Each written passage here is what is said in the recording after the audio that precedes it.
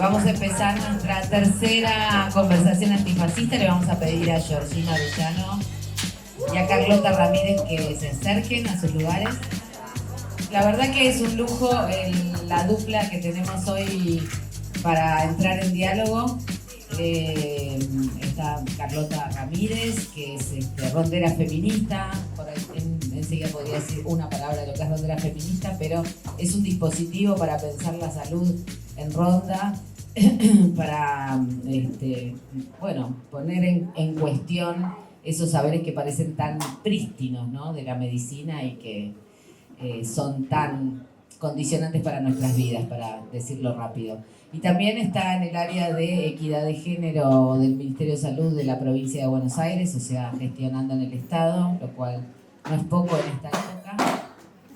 Y tenemos a Georgina Orellano, secretaria general de AMAR y trabajadora sexual. Georgina ayer además ha tenido un rol muy activo y muy protagónico, y no es para menos porque en la convocatoria de ayer, que fue una convocatoria que sí es por los 3 femicidios sucedidos en Florencio Varela, pero que surge sobre todo también para cuestionar la idea del descarte de los cuerpos, ¿no? Porque frente a este femicidio, la discusión pública lo que intentó desde el principio fue hacer que estas muertes fueran una consecuencia lógica de elecciones vitales, o sea, consecuencia lógica de quienes deberían ser descartados o descartadas o descartades. Y eso me parece que es parte fundamental del guión del fascismo social, y es lo que se fue a denunciar a la calle tanto en la llamada del miércoles como en la llamada de ayer, que ninguna vida es descartable. Todavía, a más de muchos días de que aparecieron los cuerpos, se sigue insistiendo con que, se lo buscaron, ¿no? Como que se lo habían buscado, que eran putas y chorras. Así que nada, me parece que lo de ayer fue esa demostración de que no hay vidas descartables, de que no vamos a tolerar ese guión, que hay mucha bronca y mucho enojo, ¿no? Y eso se notó ayer en la calle. Bueno, como sabrán, estas conversaciones lo que hacemos es proponer 4 preguntas. Las compañeras van a contestar cada una 10 minutos tienen para contestar. Si quieren menos, más, va a ser polémico. Vamos a empezar a hacer sonar alarmas, pero después hay otras oportunidades de seguir hablando. Y si quieren pueden dialogar también entre ustedes mientras estén en el tiempo destinado a cada pregunta. Y al final el resto de la gente podrá hacer las propias preguntas también, ¿sí? Así que si les parece, largamos. Lo primero, cuando citamos esta conversación, pensábamos los cuerpos, el deseo, en esta época, ¿no? La desobediencia también, los cuerpos desobedientes. Y entonces esta primera pregunta va directo a ese título que habíamos elegido, y es: ¿qué hace el fascismo con los cuerpos? ¿Cómo los modela, los ataca, los inhibe o los vuelve productivos? ¿Y para quién? Bueno, buenas noches. Primero, agradecida por la invitación y por compartir la conversación con una compañera de las pocas que funciona en el Estado. Así que muy contentas de poder compartir esta conversación, y agradecida a las organizaciones que nos convocaron. Con respecto a la primera pregunta, desde la honestidad con la que nosotras entendemos los modos de hacer política, primero hay que decir que nuestras vidas ya vienen siendo precarizadas hace mucho tiempo. Lo que podemos decir es que lo nuevo que encontramos es cómo se profundizó esa precarización y qué implica cuando muchos y muchas dicen, ¿no?, que cuando el Estado se retira de la vida de sujetos, avanzan, ¿no?, actividades criminales, avanza el narco. Primero hay que reconocer qué estado tenemos las personas, Porque el Estado no funciona para todas las personas del mismo modo. No interviene del mismo modo en un barrio popular que en el centro de una ciudad. Y sí hay que reconocer que nosotras hemos estado siempre intervenidas por un Estado policial. Porque las fuerzas de seguridad son parte de un Estado. Es el entramado de incluso, como ciertos feminismos institucionales pensaron la política de intervención.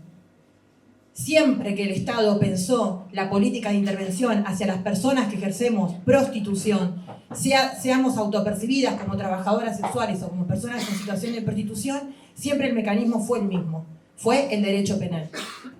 No es lo mismo el derecho penal y el instrumento de la policía bajo un gobierno nacional y popular que dejarle la bandeja servida bajo un gobierno fascista. No es lo mismo. Nosotras lo vemos en la calle, no es lo mismo antes, cuando podíamos levantar el teléfono de una legisladora o de un organismo de derechos humanos, inclusive en la Secretaría de Derechos Humanos, y le decíamos, mirá, acá en el barrio tanto hay un operativo, están deteniendo a las compañeras, y del otro lado levantaban teléfonos, pero siempre era la solución, ¿no? Como el parche, no se profundizaba nunca en poder sentarse a dialogar con el sindicato de trabajadoras sexuales y otros sectores que también están atravesados por la misma lógica punitiva y de represión policial y decir, deroguemos los códigos contravencionales. Porque que la policía hoy pueda hacer los operativos, las racias, los proyectos de higienización y de limpieza en el espacio público, tiene que ver porque tiene un instrumento que la democracia nunca tuvo la capacidad ni la maduración de discutir, que es los códigos contravencionales y quién puede hacer uso o no del espacio público. ¿Saben por qué? Porque quienes son los sujetos que están entramados en esos marcos, los de criminalidad, son los pobres. Porque ahí habla de personas en prostitución, porque ahí habla de servicios sexuales que se ofrezcan de manera ostensible, porque ahí habla de vendedores ambulantes, porque ahí habla, ¿no?, de una mirada sesgada y carga con todo el control punitivo hacia los colectivos migrantes. Entonces, que hoy por hoy el avance de la policía con esos operativos y que ya no tengamos mecanismos de que antes habíamos gestionado, ¿no?, con la institucionalidad, porque no le importa. Lo hemos probado, llamamos a una legisladora de la Comisión de Derechos Humanos y no le importa al comisario lo que dice esa legisladora. No importa que desde la legislatura de la ciudad se pida un informe para ver cómo es el accionar y se manden mails, porque antes eso funcionaba en menor o mayor medida porque era un poco ver que no estaban tan solas las putas, que había organismos de atrás que estaban siendo vedores de lo que la policía, la comisaría y los modos que intervenían en la vida nuestra. Eso hoy ya no funciona más. Es más, es peor llevar a una legisladora, porque nos ha pasado en algunos barrios. Llevamos a una legisladora y después el modo de eleccionamiento es partirnos en los modos de organización que tenemos en la calle. No se siguen jodiendo, trayendo a la legisladora, esto se pone peor. Entonces córtenla de traer a los políticos. Y aparte después también, digamos que no hay que romantizar porque la política partidaria, nosotras lo hemos llevado a casi todos y todas a que hagan recorridas en la zona de trabajo. Y con esto cierro y le dejo a la compañera.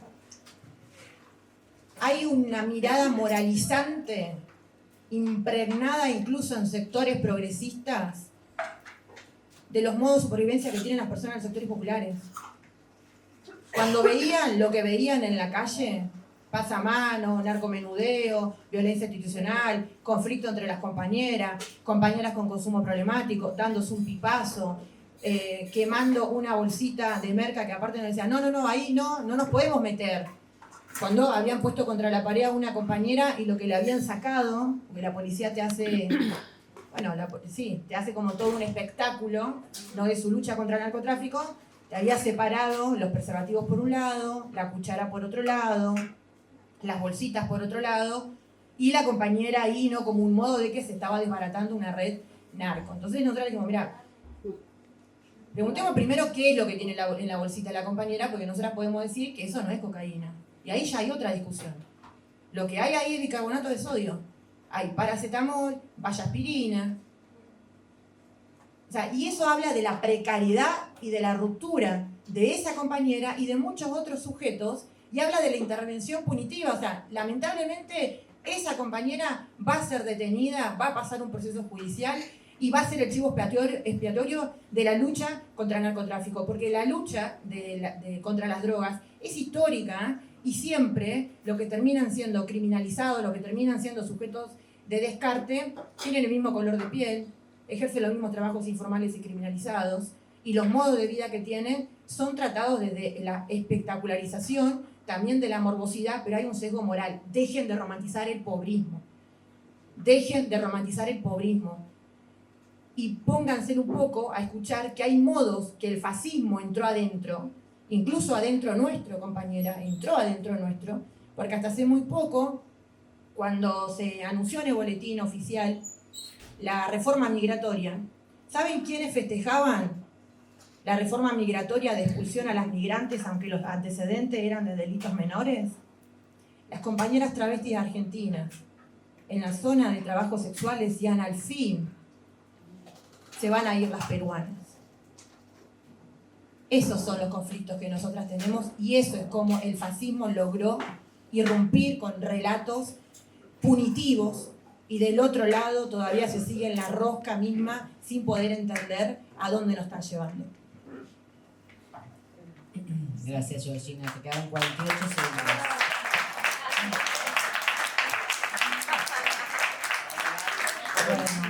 Bueno, gracias, también agradecer la invitación. Un privilegio inmenso estar con la compañera, realmente. Y bueno, y el espacio y la necesidad de tener estos encuentros para poder debatir este momento tan difícil que estamos atravesando y poder hacer algún sentido de esto. Yo creo que en principio, digamos, como definición, el fascismo clasifica, ordena los cuerpos según cierta utilidad que tienen. Georgina hablaba de las fuerzas policiales, ¿no? Las fuerzas de seguridad.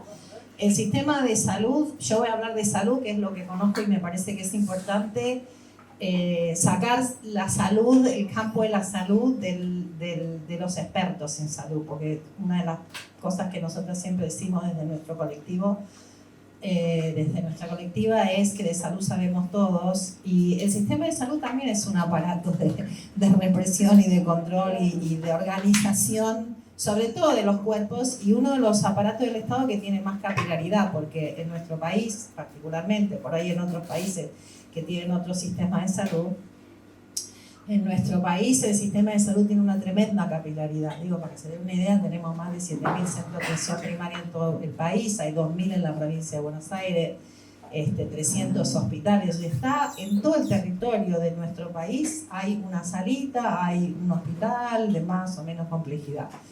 Y por definición, o sea, es un aparato que organiza, que clasifica las cuerpas, que sanciona, que disciplina y que regula la corporalidad de las personas.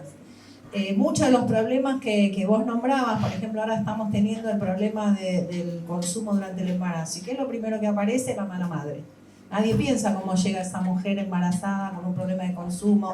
Salió un podcast que no lo escuché todavía, no llegué, en Anfibia, donde hablaba de... ¿Qué? El de Pablo Alarcón, que dice que convulsionan los bebés en el conurbano. Después hubo una nota que no es solamente en el conurbano, pero una cosa que me impresionó es que sufrían los neonatólogos, ¿no? En las placas que había. Digo, pobrecitos, los neonatólogos sufren porque los pibes convulsionan.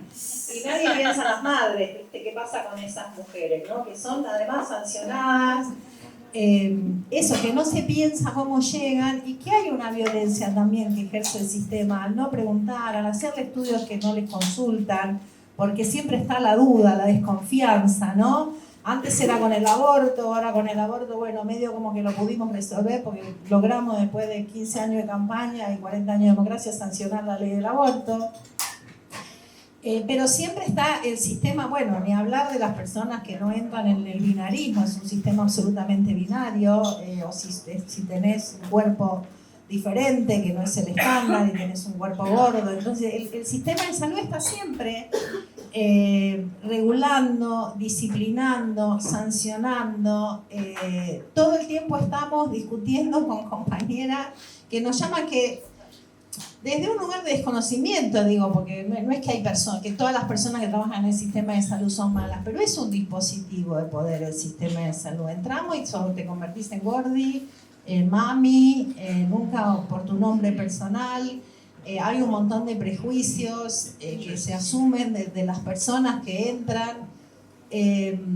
Entonces, digo, también en este momento, quizás en la provincia de Buenos Aires se habla del escudo, creo que estamos pudiendo resistir un poco, pero todavía sigue siendo el sistema de salud. Seguimos teniendo denuncias, violencia obstétrica, por lo menos todos los días entran denuncias. ¿Y por qué? Porque una mujer parió en casa y llega con un feto muerto, entonces la denuncia policial. Digo, también hay maneras de intervenir esos cuerpos, de sancionar esos cuerpos, de disciplinarlos, porque el sistema de salud es cruel. También, bueno, con la discapacidad ni que hablar, sobre todo ahora que el gobierno nacional se retira y que deja realmente a las provincias a su destino, según el gobierno que tengan, según la voluntad de las personas que trabajan adentro del sistema de salud, pero que es una herramienta muy potente porque además, y por eso para mí es importante y agradezco la invitación de traer qué pasa en el campo de la salud, porque parece que es un tema que no tiene que ver con la política, viste que hay médicos malos que te tratan mal y no, es un dispositivo de poder el sistema de salud, que nos organiza, nos clasifica y que produce subjetividad, porque cuando vos entras al sistema de salud, te convertís en mami, hablas con los trabajadores de la salud y dices, ¿por qué mami? Porque así entienden, una subestimación total. Entienden que hablamos con las mami. No estoy diciendo que todo el mundo lo digo de la lógica con la que funciona. Te convertiste en una mami, ¿no? Te convertiste en una gordi y reproduce relaciones de poder, porque hay también este despojar a las personas, a los cuerpos, a los sujetos que habitan en esos cuerpos, de su autoridad epistémica sobre sus cuerpos, de poder decidir. Siempre es el sistema que sanciona, que dice, que prescribe, y lo hace de una manera violenta. Y también en relación, digo, uno habla siempre del rol de las mujeres o de las personas no binarias transitando el sistema de salud, que es muy complejo porque para las personas no binarias ni siquiera tenemos dónde ponerlas y cómo leerlas. Es un sistema que en sus registros tiene dos posiciones, son mujeres o varón. Entonces, si no son una cosa o la otra, no te interpretan o te interpretan como se le canta, ¿no? Ahí hay una relación de poder que está todo el tiempo en juego y también una de las preguntas era, bueno, por un lado, las mujeres como cuerpos útero, ¿no? Las personas que portamos un útero, que el útero como Paul Preciado habla de que es el único órgano público, todos opinan, es un órgano que está regulado por sobre otros órganos. Y eso también tiene que ver con el fascismo, porque cuando tenemos un gobierno popular, bueno, eso hay ciertos márgenes, ¿no? Porque tenemos los marcos normativos y porque tenemos las leyes, la ley de identidad de género, el gobierno fascista desconoce, reniega, ¿no? Sacaron el decreto 62 con respecto a los pibes que quieren empezar a ni siquiera hormonizarse, poder tener la pubertad para poder tomar el tiempo de pensar qué quieren hacer. ¿Eso es para mí? Todavía no está. Bueno, entonces, y también el tema de las relaciones de género donde los varones no transitan el sistema de salud, son expulsados y cuando asisten es simplemente para que cumplan con su función productiva o, bueno, con, digamos, cuerpos que sirven para la guerra, para la fuerza, para reprimir. Los pibitos que están en el narcotráfico, digo, pero sí hay una diferenciación y que eso también lo hace el sistema de salud en esto de los roles de género y una manera de más, porque todos sabemos que la yuta es violenta y que, bueno, cuando se viste de tortuga vienen a pegar, ¿no? Pero digo, el sistema de salud está como más invisibilizado porque se supone que hay un saber que nosotros no tenemos, los que somos de la comunidad y no tenemos un título médico. Yo no soy médica, trabajo en salud, pero no soy médica, y muchas veces cuando discuto algo me dicen, pero vos no entendés porque no sos médica. ¿Qué tiene que ver? Si te maltrataron, eso lo entiendo, no tengo que ser médica, sabes que no me están garantizando el derecho a decidir, no tengo que ser médica.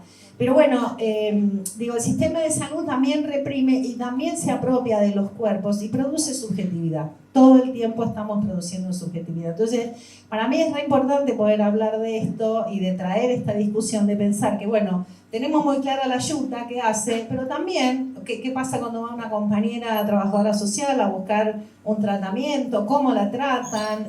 Cuando va una mujer que tuvo un parto domiciliario, ¿cómo se desconfía todo el tiempo y se las vuelve a poner en este lugar de de la buena madre o la mala madre, porque tu función es la reproducción, después no importa, porque además las contamos cuando vos mirás las poblaciones, bueno, las mujeres en edad reproductiva, antes y después no importa. Entonces sí creo que pensar también en cómo el fascismo se apropia de los cuerpos, los clasifica y los utiliza para sus intereses, para que en definitiva es la acumulación del capital en manos de unos pocos. Me parece que tenemos que empezar a ponerlo también como uno de los sistemas de poder que operan, a través de los cuales opera el fascismo. Y si miramos la historia y la construcción del saber médico, se sustenta y se construye en el colonialismo, en el patriarcado y en el capitalismo. Está para cumplir una función que es la acumulación de poder. Después veamos si lo podemos transformar y cuáles son las transformaciones posibles. Pero creo que en este momento cumple sobre todo, por ahí no diría, bueno, en el Ministerio de Salud de la provincia estamos tratando de que esto no suceda, pero es claramente el rol que tiene el Ministerio de Salud de la Nación en este momento, que por ejemplo prohibió la distribución, prohibió hablar de aborto, es realmente la sujeción y la dominación de esos cuerpos a través de un dispositivo que es menos evidente y que todos necesitamos, sobre todo las poblaciones que no tienen una obra social, que cada vez son más, que tenemos que ir al sistema de salud. Una vez que entramos, ¿no? Hay incluso Ahora un libro sí, que dice, Carlota. entra una paciente, sale una denuncia. Esta es la realidad del sistema de salud de la Argentina.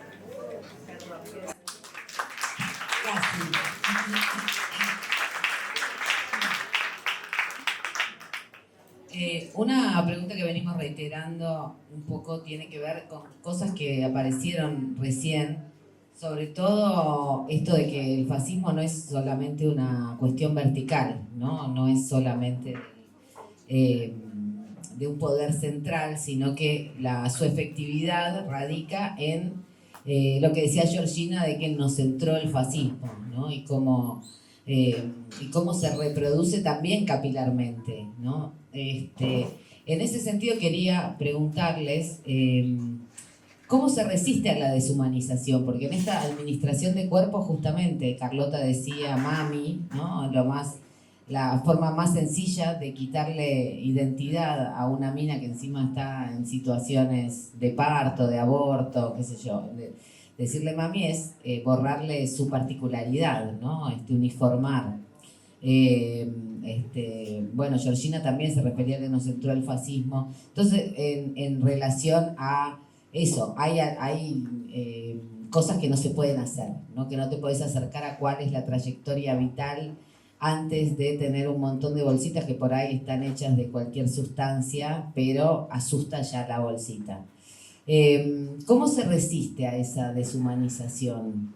¿Qué alianzas se pueden hacer en lo cotidiano, digamos, para resistir este fascismo? ¿Y cuáles son los actores que más encarnan este nuevo orden o que disfrutan con este nuevo orden autoritario y sobre todo, sí, moralizante y que insiste en que hay personas que deben vivir y otras a las que hay que dejar morir?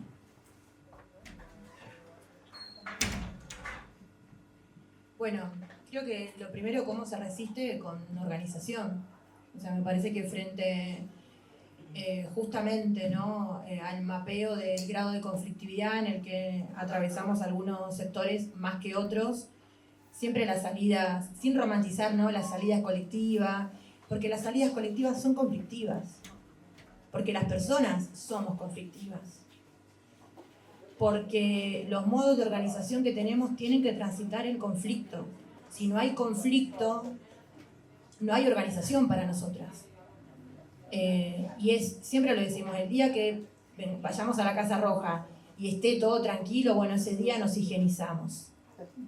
Ese día que no nos toquen la puerta y no nos vengan a decir, che, me están desalojando, che, caí a piña a la otra, che, la otra me robó el papi y le saqué navajazo a la otra, y no estemos en ese umbral de la conflictividad, bueno, ese día llegará el día que nuestros cuerpos se habrán higienizado, nuestros modos de vida se habrán higienizado y sobre todo nosotras nos habremos higienizado para sentirnos un poco abrazadas por el sistema. No, dicen, no te vas a higienizar, no nos vamos a higienizar, pero sí es evitar la conflictividad.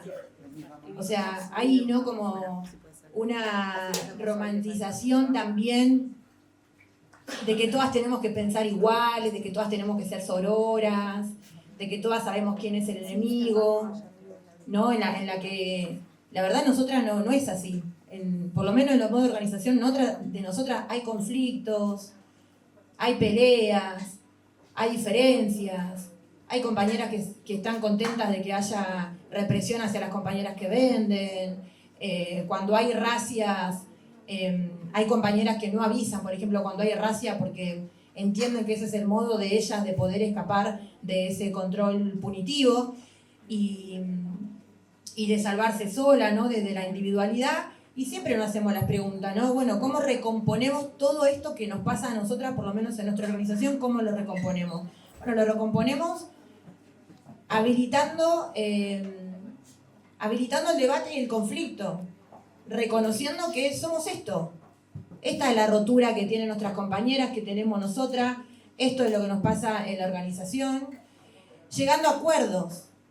O sea, hay acuerdos. Pensar en estrategias colectivas donde pueda convivir la que se pone contenta por la reforma migratoria, la que vende, la que hace cuerpo, la que está enojada porque no trabaja, la que está en situación de calle con consumo problemático, la compañera que tiene tuberculosis y no la aceptan en ningún hotel porque ya se corrió el estigma de que tiene TBC y que abandonó el tratamiento y la medicación, la compañera que chorea, ¿no? Y después también hablar de esto. Nosotras una vez nos pasó de que una de las compañeras que la habíamos puesto como coordinadora, porque la verdad que le ponía el cuerpo, siempre resolvía, iba donde tenía que ir, a hablar con un dueño de un hotel, a rescatar las cosas de las compañeras cuando nuestras compañeras no tienen modo de seguir sosteniendo los costos altísimos que vale la habitación de un hotel. Y como no hay dinero, ¿con qué se queda? ¿Con qué se queda el encargado, la encargada, la dueña o el dueño? Con las pertenencias, aunque sean 3 pilchas, que después la vemos que la tiran en el container. Entonces tratamos un poco ahí de mediar, no de ir rápidamente con la denuncia, no con este libreto, ¿no? De bueno, vayamos a hacer la denuncia. ¿A dónde vamos a hacer la denuncia? Sí, ya para hacer la denuncia, los tiempos que tiene el Estado o las instituciones no son los tiempos nuestros. Las veces que hemos ido y que han transitado compañeras, la institucionalidad, la verdad que la pasaron mal, la pasamos mal. O tenemos que golpear la puerta o patear la puerta para que nos entreguen el subsidio habitacional, para que le acepten el informe social a la compañera, para que respeten el turno con el horario asignado. Entonces, digamos, se aplican ahí modos de mediación que algunas veces funcionan y otras no. Algunas veces va a funcionar con algún encargado del hotel que sea piole, que te diga, no, bueno, ya está, te entrego la bolsa de pertenencia a tu compañera, y va a haber otros que no. Y a los otros que no, bueno, no le tiene que caer una compañera, le tenemos que caer 20. Y frente a amenaza, digo, ese es el grado de conflicto y de resoluciones que tenemos los pobres, porque parece que todos los pobres somos buenos, somos malos, somos punitivistas. Queremos el dolor en el otro. Eso es lo primero que le nace a la compañera. No es que somos antipunitivistas, que leímos a Angela Davis. Ojalá sea esa la realidad nuestra. No lo es. No es la realidad de una compañera cuando viene y te dice, no, la otra me robó la planchita o se la presté, me la quemó, quiero verla presa. Después, bueno, baja la calentura, le decimos, che, paguémosle la planchita entre todas, busquemos a alguien, donación planchita, para resolver este conflicto. Y que después no se traslade a la calle, porque cuando llega a la calle y se cagan a palo, ahí sí viene la policía, ahí sí los vecinos tienen un relato para construir. ¿Vieron que ustedes son las quilomberas? ¿Vieron que ustedes son las barderas porque yo estoy juntando firmas para expulsarla? ¿Y quién se enoja con esas dos? ¿La policía, el vecino o las otras compañeras? Que las quieren cagar a palo a las dos. A la de la planchita, que era la víctima, y a la victimaria, que cómo puede ser que te la presté y la quemaste, me la devolviste quemada. Y después están las dos contra la pared, y después están las dos en un conflicto mayor al que llegó a la organización, que es un conflicto en que nadie las quiere en la calle. Y las que nadie la quiere en la calle es el vecino que todo el tiempo llama a la policía, pero también sus otras compañeras que están sobreviviendo ahí, como pueden, te dicen, no, por estas dos gilas, por esta boludez que traen acá, tuvimos una racia, no pudimos trabajar, entonces que se cambien de zona. Digo, son todas esas lógicas las que, en las que estamos todo el tiempo resolviendo. Todo el tiempo es a ver qué problema atajamos para que no se desborden, para que no nos desborden y para que no llegue el conflicto a mayor escala. Y no sé cómo voy de tiempo. Te faltan 3 minutos, Georgina. Bueno, no sé si respondí la pregunta, porque ya me olvidé cuál era la pregunta. Las alianzas. Falta ahora, para ser un poco buena, porque ya le estaban escribiendo, dice, vos tenés que decir que hay articulaciones, Georgina, no todas las academicistas somos malas. La primera vez que tenemos palabra queremos decir que ustedes hicieron extractivismo, déjennos que lo podamos decir, hermana. Déjennos que podamos decir que durante mucho tiempo la academia, algunos sectores del feminismo institucional hicieron extractivismo con nuestras vidas. Pero sí, es verdad que existen articulaciones y nosotras somos sabedoras que tenemos que articular. Acá no es que nosotras somos la trinchera, la casita roja, yo no fui, no están distintas, somos hermanas, nos ponemos un buzo, vamos las tres, le hacemos otro agujero, vamos las tres. Necesitamos articulaciones. Ahora, queremos ver quién. ¿Quién está dispuesto a evitar este conflicto? Y ahí hay un montón que se corren. Cuando nosotras le llevamos toda esta complejidad de conflictos que suceden en el espacio público, no todas y ni todos los sectores están dispuestos a evitar el conflicto. ¿Saben quiénes son los últimos que se articularon con nosotras? Porque cuando nos llamó la Facultad de Ciencias Sociales, porque Cristina está presa en el barrio de Constitución cumpliendo una condena injusta, la Facultad de Sociales dijo, tenemos que hacer un mapeo porque ahora está Cristina en Constitución. ¿Hacía falta que esté Cristina en Constitución para hacer un mapeo, para ver todo el conflicto que hay en Constitución? Es una pregunta. Fuimos, porque era bueno, vamos enojada, listo, fuimos. Fuimos. Cada organización contó sus pobres. Hoy dice, yo hago el merendero y tengo tantos pibes que te pertenecen los pobres. Hago el merendero con los recursos que tenemos. Hermano, la política es así. ¿Sabés las veces que nosotras sacamos de nuestro bolsillo y no lo andamos contando? Porque la política es esa. No es hacer política para llegar a un cargo y tener dinero. No es el único modo ni el único camino de hacer política. Entonces todos lloraban de que sacaban de su bolsillo. Para sostener el merendero, ahora que desarrollo inhumano no me entrega más mercadería, sacamos de nuestro bolsillo. Sos trabajador registrado. Imagínate las travestis que sacan de su bolsillo. Imagínate, y no lo andan contando, No andan diciendo, estas trabas me pertenecen. Estas que venden estupefacientes me pertenecen. Y después de ese llorar de cómo sostenían, ¿no? Con su dinero, nosotras empezamos a decir, bueno, acá hay narcomenudeo en Constitución. Caminen 2 cuadras, muchachas. Pasan a Avenida San Juan y van a encontrar toda una lógica de estrategia de supervivencia. No se van a espantar, no salgan corriendo. Tampoco este pánico de que del otro lado de Constitución me van a robar. Hermana, no te vamos a robar nada. O sea, porque esto de no vamos para allá porque allá te roban. La policía, bueno, no te va a hacer nada. Vas a cruzar, sos blanquita, con tu carpetita. Fíjate lo que hace con las personas en situación de calle, con las compañeras trans, con las trabajadoras sexuales y con las compañeras del colectivo migrante. Las únicas personas que tomaron algo de lo que nosotras llevamos a la facultad del narcomenudeo, el control policial, las compañeras que tienen tuberculosis, los conflictos que transitamos, que más o menos le intenté contar. ¿Sabes quiénes fueron? El cura de la parroquia. El cura de la parroquia, que dijo, yo estoy totalmente de acuerdo. Miren cómo son las vueltas de la vida.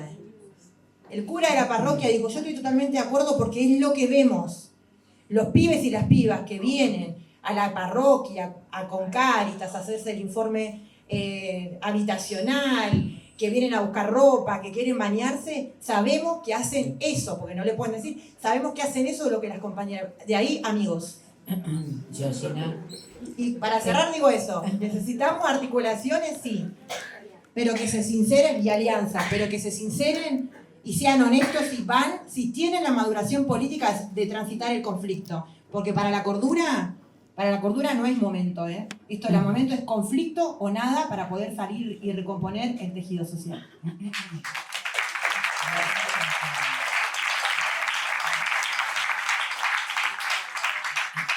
gusta el abandono de la cordura. Me voy a quedar con esa frase. Carlota, tu momento, ¿querés que repita la pregunta? No, lo tengo acá y... No, yo, o sea, estoy en línea con lo que dice Georgina. Creo que no hay que romantizar lo colectivo, esto que es muy lindo, pero que solo se construye con conflicto y en este momento, además de tanta precarización de la vida, hay más conflicto también, hay más conflictividad, por lo menos digo, en el sector en el que yo me manejo, que son trabajadores, la mayoría de trabajadores, trabajadoras de la salud con sueldos muy precarizados, hay mucho conflicto, hay un uso del conflicto también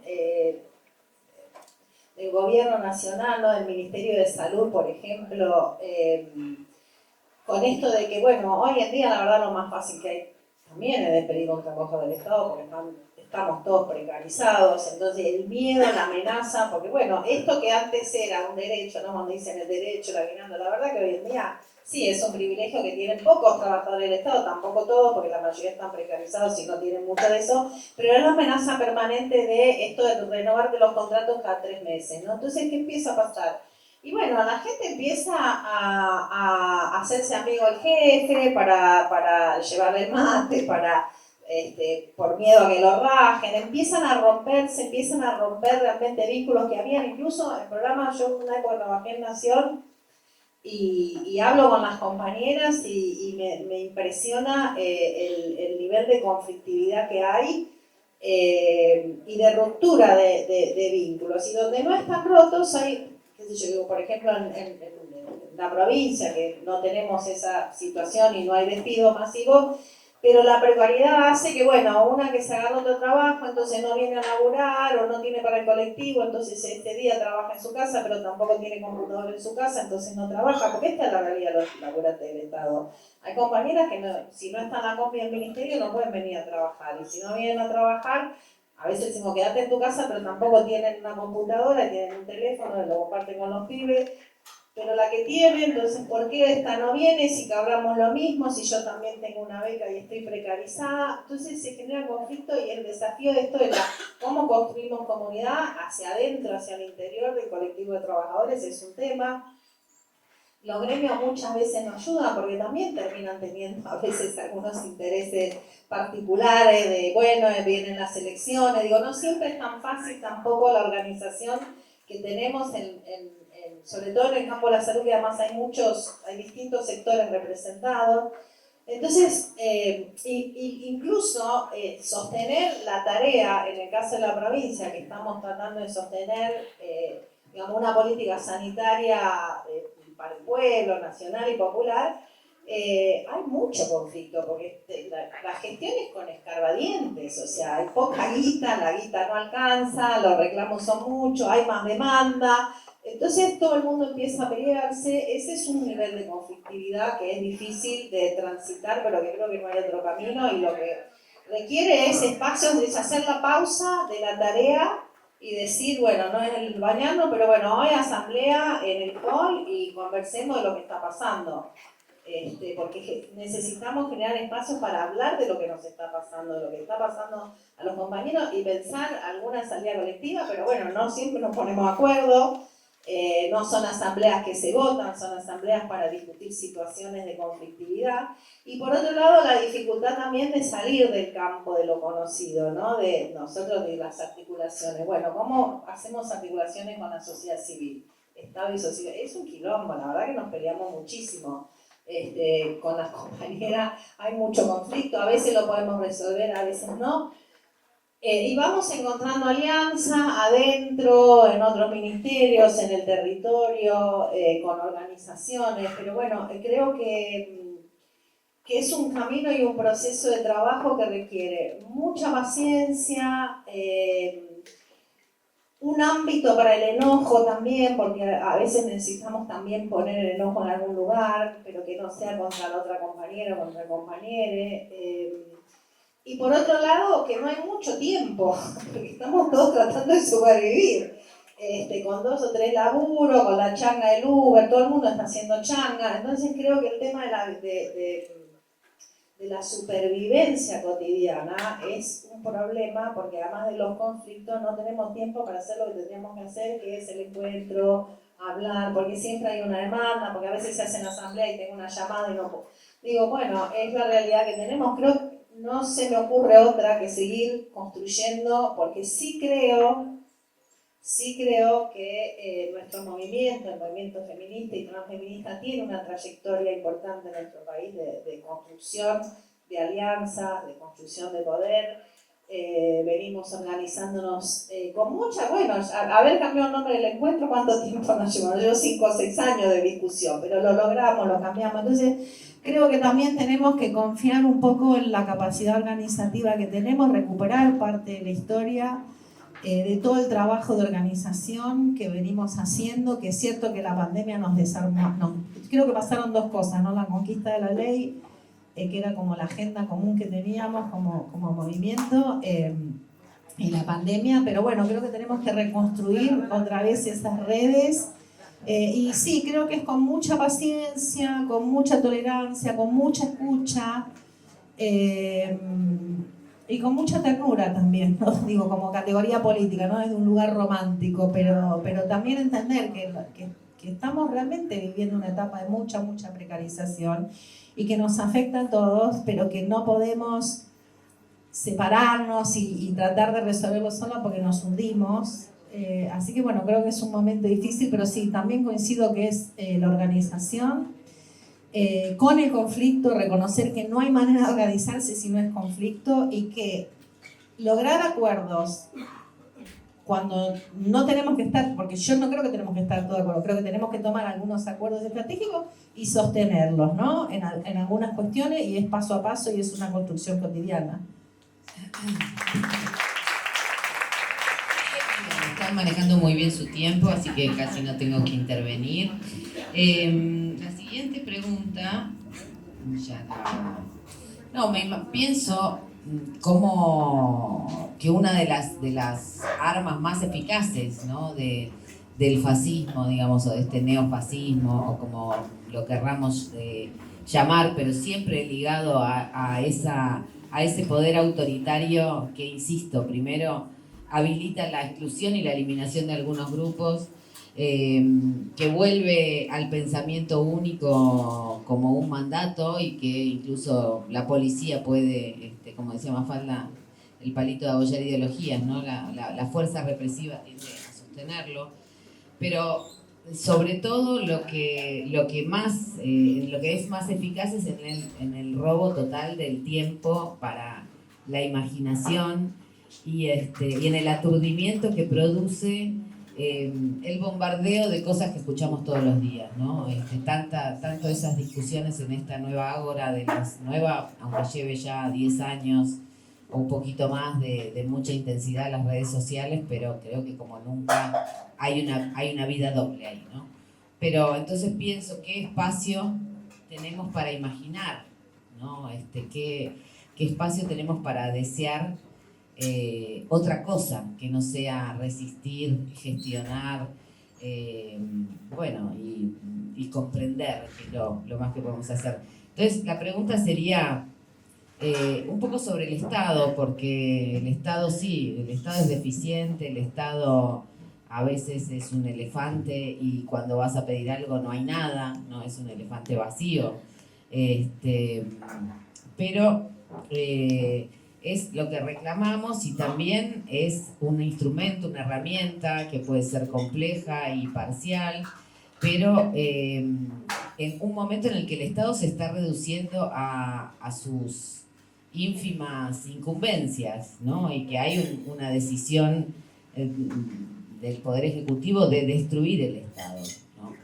¿Podemos aplicar una imaginación al estado del buen hacer? ¿Cómo imaginamos ese estado que sea una herramienta para fortalecer la vida en común?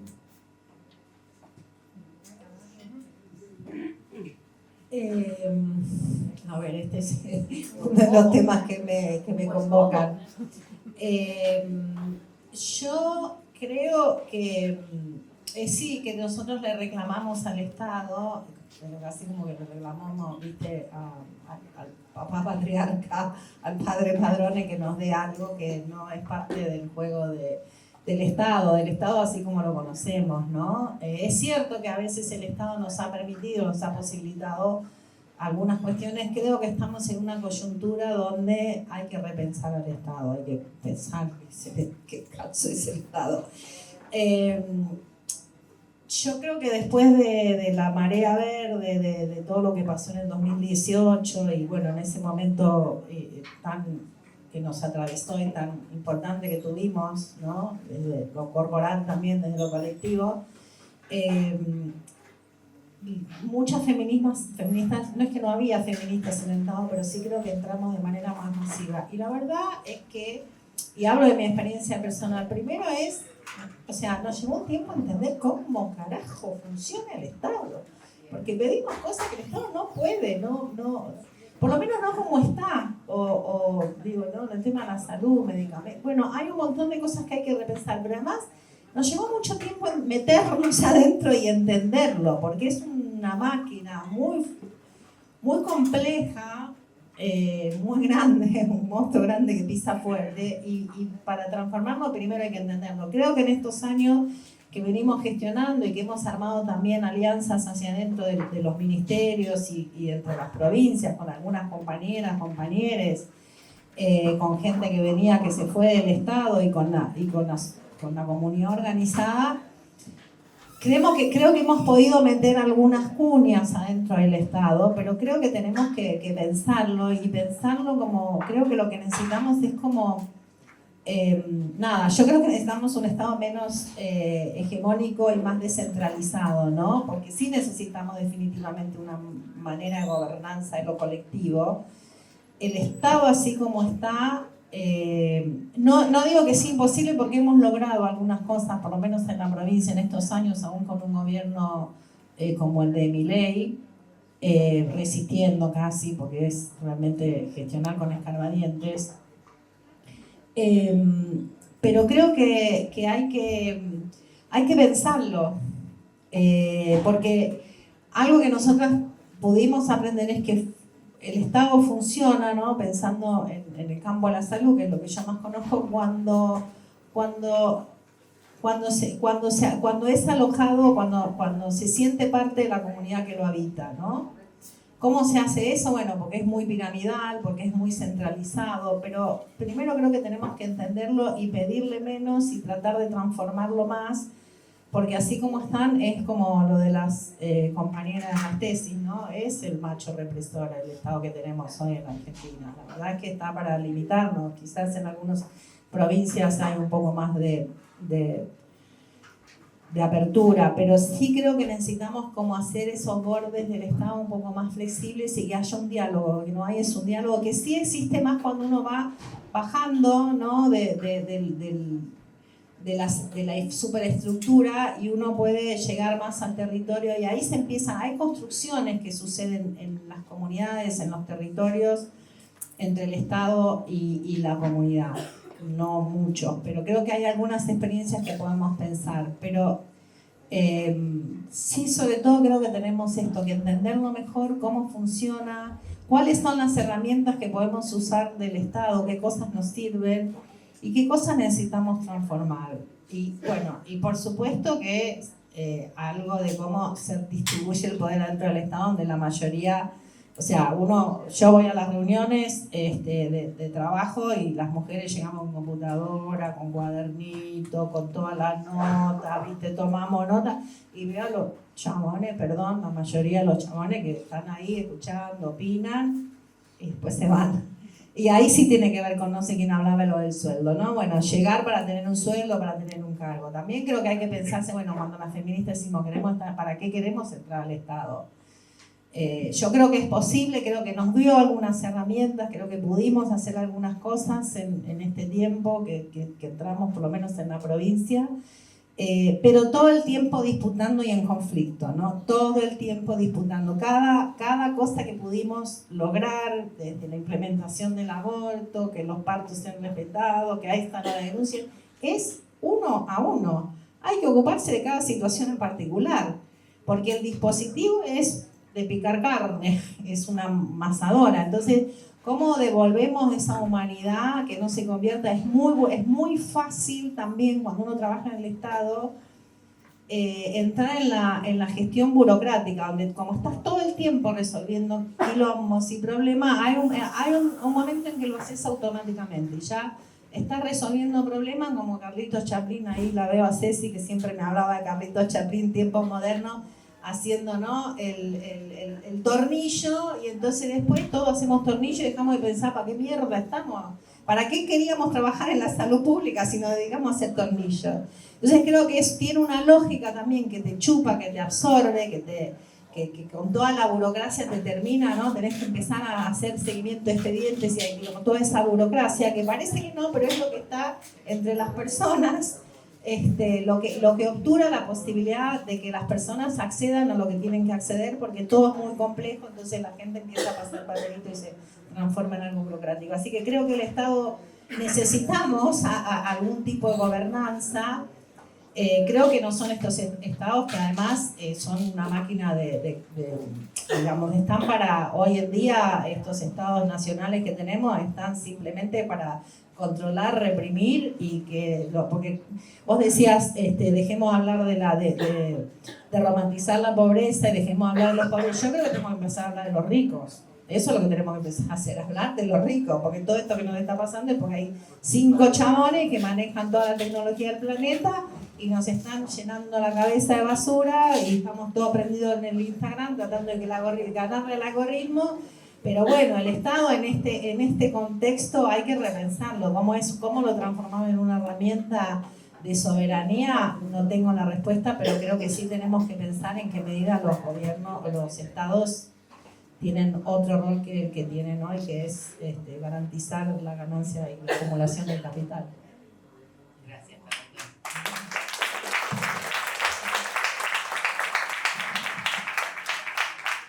Yo, si querés contestar, ¿o querés que te reformule una pregunta? No, sí. No, primero quiero decir de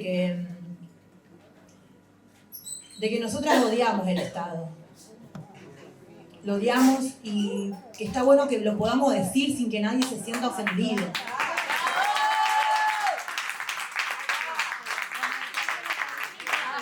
¿Pero se puede vivir sin Estado? No se puede vivir sin Estado porque ya el Estado nos regula. O sea, por más que odiemos o no odiemos, ya el Estado habita entre nosotras, entre nosotros, en nuestros modos, digamos, nos regula incluso nuestra vida. A las trabajadoras sexuales nos regula nuestra vida aunque no estemos reconocidas como sujetas de derechos, porque hay un reconocimiento hacia nosotras como sujetas de la peligrosidad. Entonces hay un modo de regular nuestra vida que tiene que ver con eso, ¿no? Con el control punitivo, que tiene que ver con el control de la salud, pero bueno, esta viene y le voy a llenar de preservativos, y viene al centro de salud y por ahí viene con otra demanda, pero como me dijo trabajadora sexual, le voy a sacar sangre de su dedo y le voy a hacer el testeo rápido. Por eso muchas compañeras después desisten de volver a ir, porque esa es la forma en la que muchas instituciones del Estado terminan revictimizándonos, terminan culpabilizándonos y terminan instrumentalizando nuestras vidas. Yo voy a contar 2 ejemplos de intervención en el Estado. Por ejemplo, ahora que se está hablando mucho, ¿no? Cuando el Estado se retira, avanza el narcotráfico. Bueno, en un barrio, Constitución, donde vivimos y donde tenemos la Casa Roja, Hubo, y hasta ahora hay, una quedó nada más de todo lo que se cerró, 3 instituciones estatales: Centro de Acceso a la Justicia, Ministerio Público de la Defensa, Programa Violencia Institucional y el Atajo, que pertenece al Ministerio Judicial. Con los 3 tuvimos problemas. ¿Cuál es el principal problema? El modo de intervención que tienen en un barrio en donde la organización de las personas que habitan, viven, trabajan en ese barrio no es el mismo que un trabajador registrado. Entonces, el principal problema era los horarios. Abrían a las 9, cerraban a las 2 de la tarde. Imposible que travesti y que trabajadora sexual se va a levantar a las 9 de la mañana, chicos. Digamos la verdad. Nuestra vida comienza después del mediodía. Nuestra cotidianidad comienza después del mediodía. Porque tenemos otros modos de organización. Entonces, siempre esa era una pelea constante en decir: hermano, no abra a las 9 de la mañana. Abrí al revés. Abrí de las 2 de la tarde hasta las 7. Se te llena de gente esto. Pero no, el Estado tiene esa lógica. O sea, que le está hablando a un sujeto, que no somos nosotras, y que no vivía en ese barrio. Por lo menos en ese barrio que era el Estado en tu barrio. Bueno, repensá, ¿qué es el barrio para vos? Como encima decían, pues nosotros estamos presentes en el territorio. Mira, la verdad que nosotras nunca hablamos, yo nunca escuché ningún vecino que diga: este es mi territorio, este es mi barrio, consti, se llama así, se le dice así. Entonces, cuando incluso utilizás lenguaje que no son propios, vos marcás una distancia. Estamos presentes en el territorio. Estar con una oficina no es estar presente en el territorio. Si vos llevás las mismas lógicas capacitistas, burocráticas, y solamente hace que vos tengas una oficina nada más. Una estructura con un par, una seguridad. Ya que vos pongas seguridad en la puerta es igual a policía, hermana. Porque ya en seguridad va a bochar. Si va una compañera de gira, olvídate que esa no la atienden. Aunque la compañera se haya acordado: tengo un turno en el CAJ, 3 días de gira, imagino cómo llega. El de seguridad le dice: no, mamita, vos así no podés entrar. Eso por un lado. Cuando el Centro de Acceso a la Justicia fue el primero que se cerró, vinieron los trabajadores y las trabajadoras, estaban juntando firmas. Ninguna de las trabajadoras sexuales le quiso firmar. Hubo un enojo. Dijeron: ¿y qué te van a querer firmar? Si esa estructura no le funcionó, no le transformó la vida de las compañeras. Más, estaban odiadas. Nosotras venían compañeras que eran rebotadas, odiadísimas, y les querían prender fuego. Querían cagar a palo a las compañeras. ¿Sabes cuántas veces nosotras tuvimos que poner, digamos, límites ahí para que la compañera: listo, ya está, no vamos más al CAD, vamos a resolverlo de otro modo? Lo mismo el Ministerio Público de la Defensa. Cerrado durante toda la pandemia. Cerrado. Un papelito así chiquitito que decía: si estás en situación de calle, mandá un mail.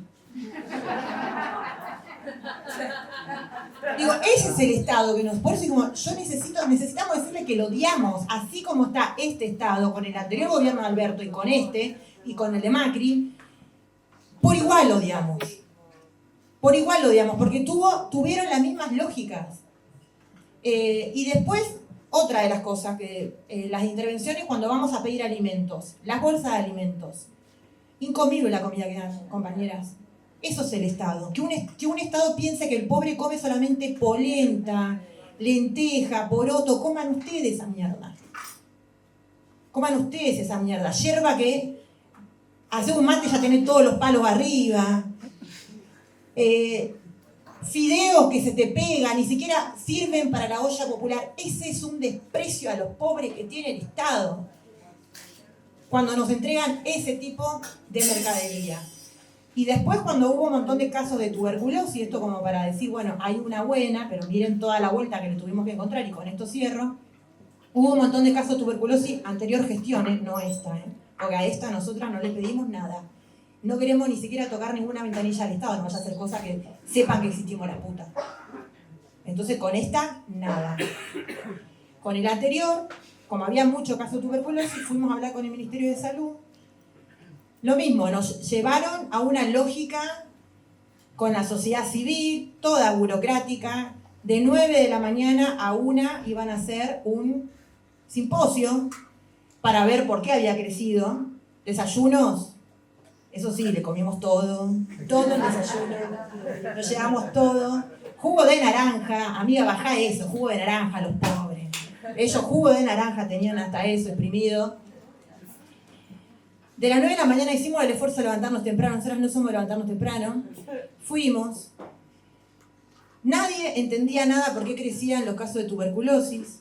Nosotros teníamos una explicación, es las condiciones de vida. Amiga, andá a visitar un hotel y fíjate las condiciones de hacinamiento en las que viven las compañeras. Y no vamos a denunciar, porque encima decían, pero ustedes tienen que denunciar si encuentran esos modos donde viven los hoteles. Y vamos a tener 70 compañeras en la calle.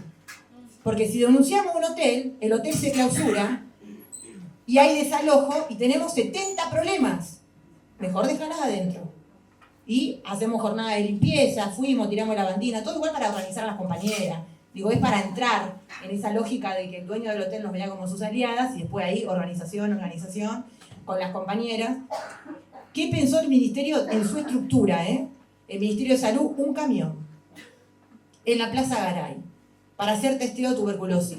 Amigo, ¿vos te imaginas un camión de tuberculosis? Eso se corre la bola y las que suben al camión después no van a encontrarse con sus cosas en la puerta del hotel.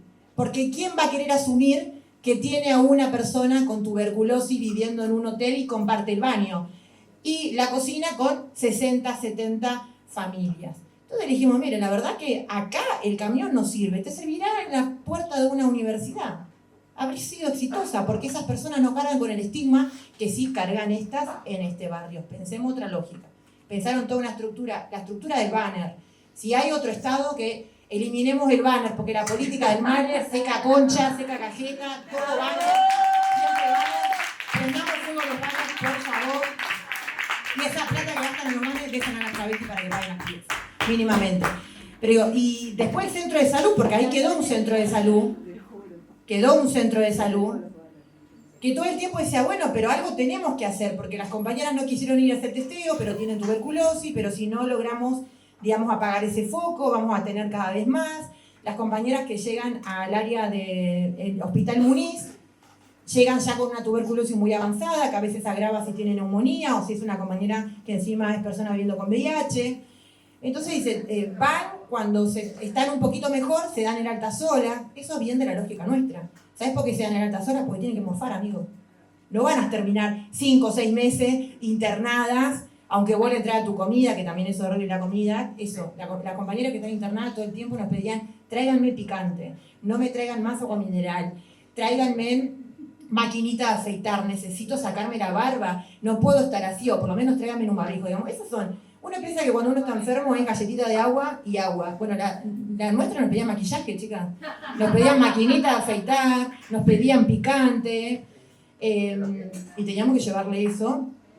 Y el centro de salud decía, bueno, pero nosotros algo tenemos que pensar. ¿Saben lo que pensamos con el centro de salud? Diciendo, las compañeras no van a terminar los 6 meses. Es imposible que las compañeras terminen un tratamiento 6 meses. Se van a dar alta sola.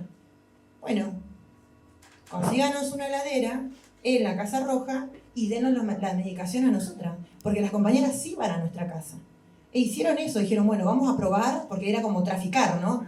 Es una pastilla de carbón, amigo, una pastilla por día tenés que tomar. Dijimos, consigamos una heladera, una cosa de higiene y demás, bueno, consigamos una heladera, aparte de la heladera, el freezer que tenemos nosotras para nuestro comedor.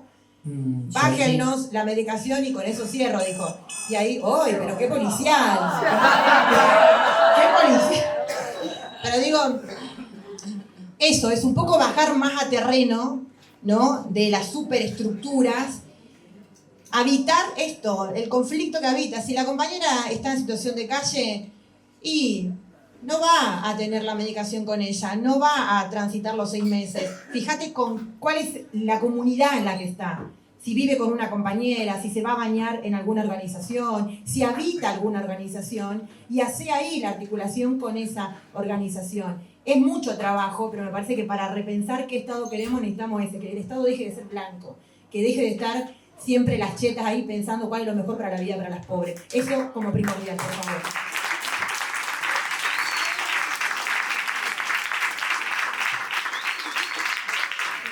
fundamental para pensar el Estado, pensar las organizaciones, entonces, ¿verdad? Sí, ¿puedo sumar algo? ¿Cómo no? Porque, no, está bien, nosotros tenemos quienes decidimos, elegimos, por una decisión política trabajar en el Estado, tenemos que bancarnos la bronca de las compañeras. Eso es la primera cosa, digo, me parece, para poder transitar este conflicto, porque además hablamos idiomas distintos. Yo te escuchaba y no sé si fue ayer o antes de ayer, pero fue ayer, el sábado, estuve todo el día en el teléfono por una situación que tuvimos de violencia obstétrica, hablando con las compañeras que estaban acompañando a esa piba. Bueno, primero me reputearon, yo me calenté, digo, tuvimos un conflicto porque hablamos idiomas distintos, porque me pedían una cosa que yo no sabía lo que estaba pasando. Finalmente logramos llegar a un acuerdo de cómo gestionar esta situación, y hoy una compañera del territorio está articulando con la familia, con las compañeras de la campaña, con el centro de salud.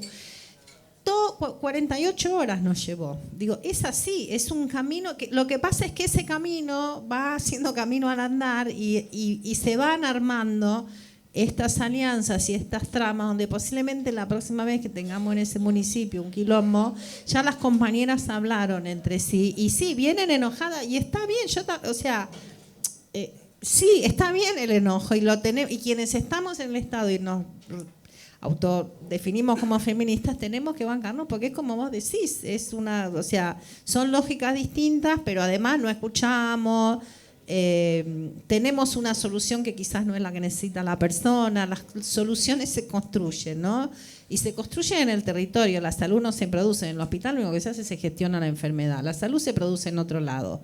Y esto requiere también este conflicto entre el afuera y el adentro, que es doloroso, porque lo que me sale a mí cuando vienen a criticarme es lo primero de defenderme, digo, y es lo que le pasa a la mayoría de los trabajadores. Pero hay que hacerse cargo de que sí, el Estado que tenemos es una mierda, que estamos gestionando con pocos recursos, sin un Estado nacional, que también el tema de cómo gestionamos el federalismo en este país es un tema también, porque tenés el Estado nacional, se retira, no te manda guita y las provincias entran en crisis y la gente, según la provincia que viva, accede o no a ciertas prestaciones, entonces... Pero digo, me parece que lo que vos traes para mí es clave y esas son las grietas que hay, que podemos estar y que podemos construir diálogos y construir soluciones colectivas con mucha conflictividad, pero que también requieren mucho tiempo y hay que tener esa disponibilidad de tiempo que muchas veces no tenemos y la solución que va a salir va a ser mejor, pero requiere eso, dedicarle tiempo y dejar otras cosas sin hacer también, porque a mí me llevó ayer todo el fin de semana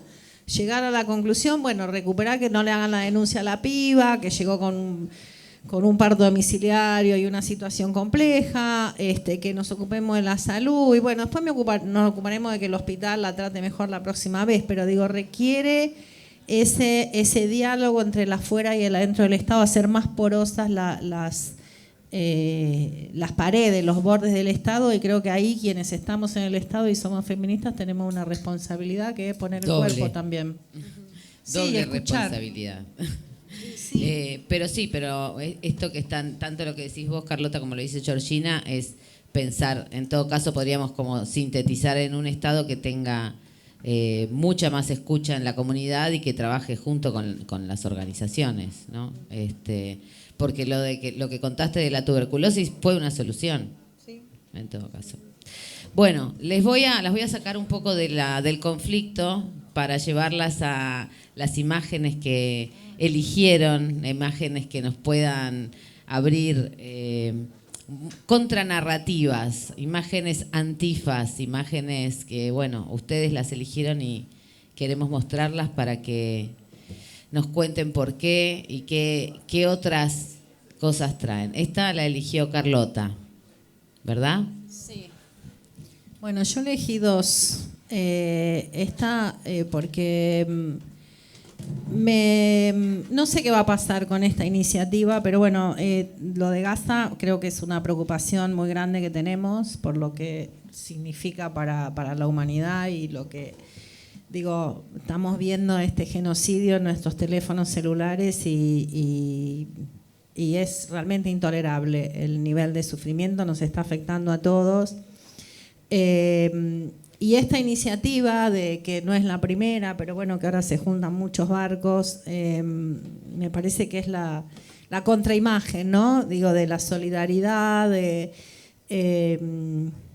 poner el cuerpo. Me gustó también porque esta gente está poniendo el cuerpo de todos los países, ¿no? Construyendo alianzas que tampoco deben ser fáciles, con barcos que se caen a pedazos.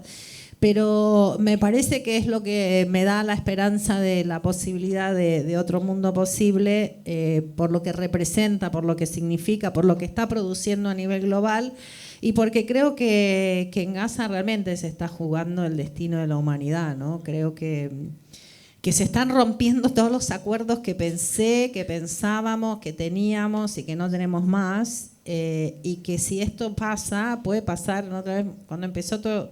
No voy a decir conflicto y tampoco voy a decir Medio Oriente, que son conceptos coloniales, porque Medio Oriente en relación a ¿qué? A Inglaterra. Entonces, bueno, no estamos hablando de Medio Oriente, estamos hablando de una zona que incluye 3 continentes, pero que se está jugando el proyecto colonial por excelencia supremacista, y que pasa en Gaza y mañana vienen a buscar el litio y pasa acá y anda a cantar la Gardel. ¿A quién le vas a decir si las Naciones Unidas, si a nadie está poniéndose nada? Creo que lo único que está poniendo resistencia es la organización, que tienen conflictos, que también están haciéndolo con escarbadiente, porque no son flotas que son barquitos de veleros que están en mal estado,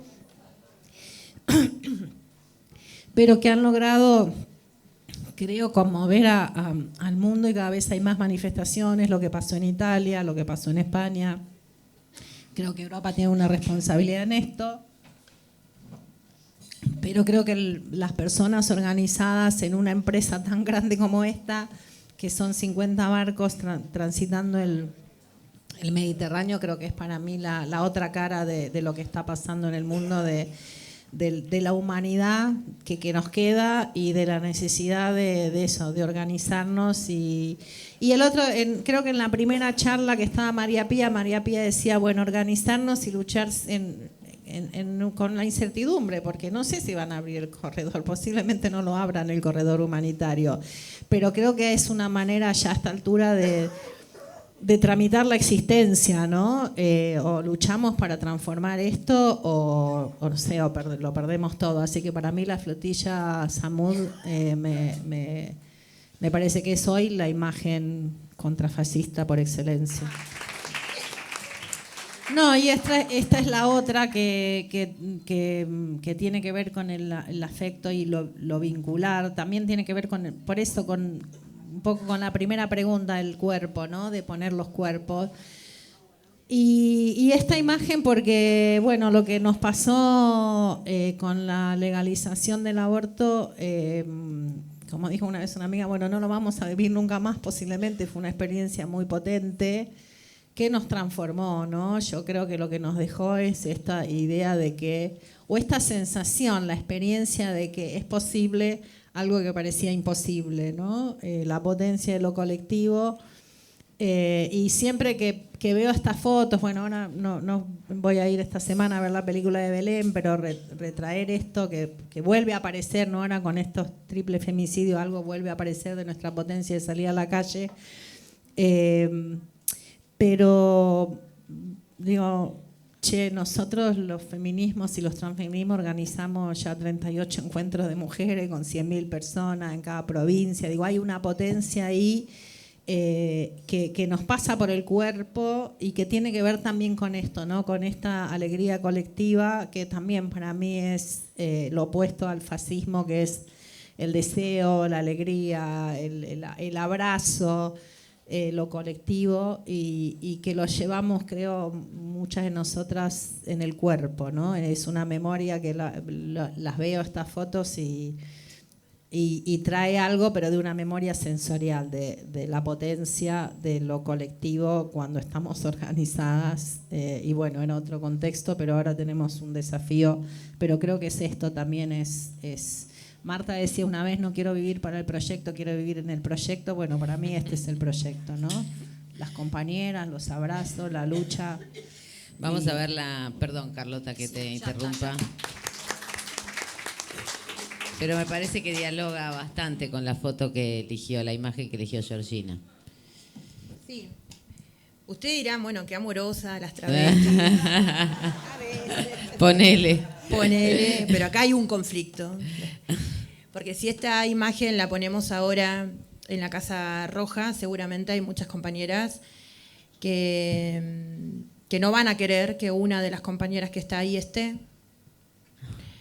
porque habitando el conflicto, hay una de ellas que se quedó hace muy poco en situación de calle,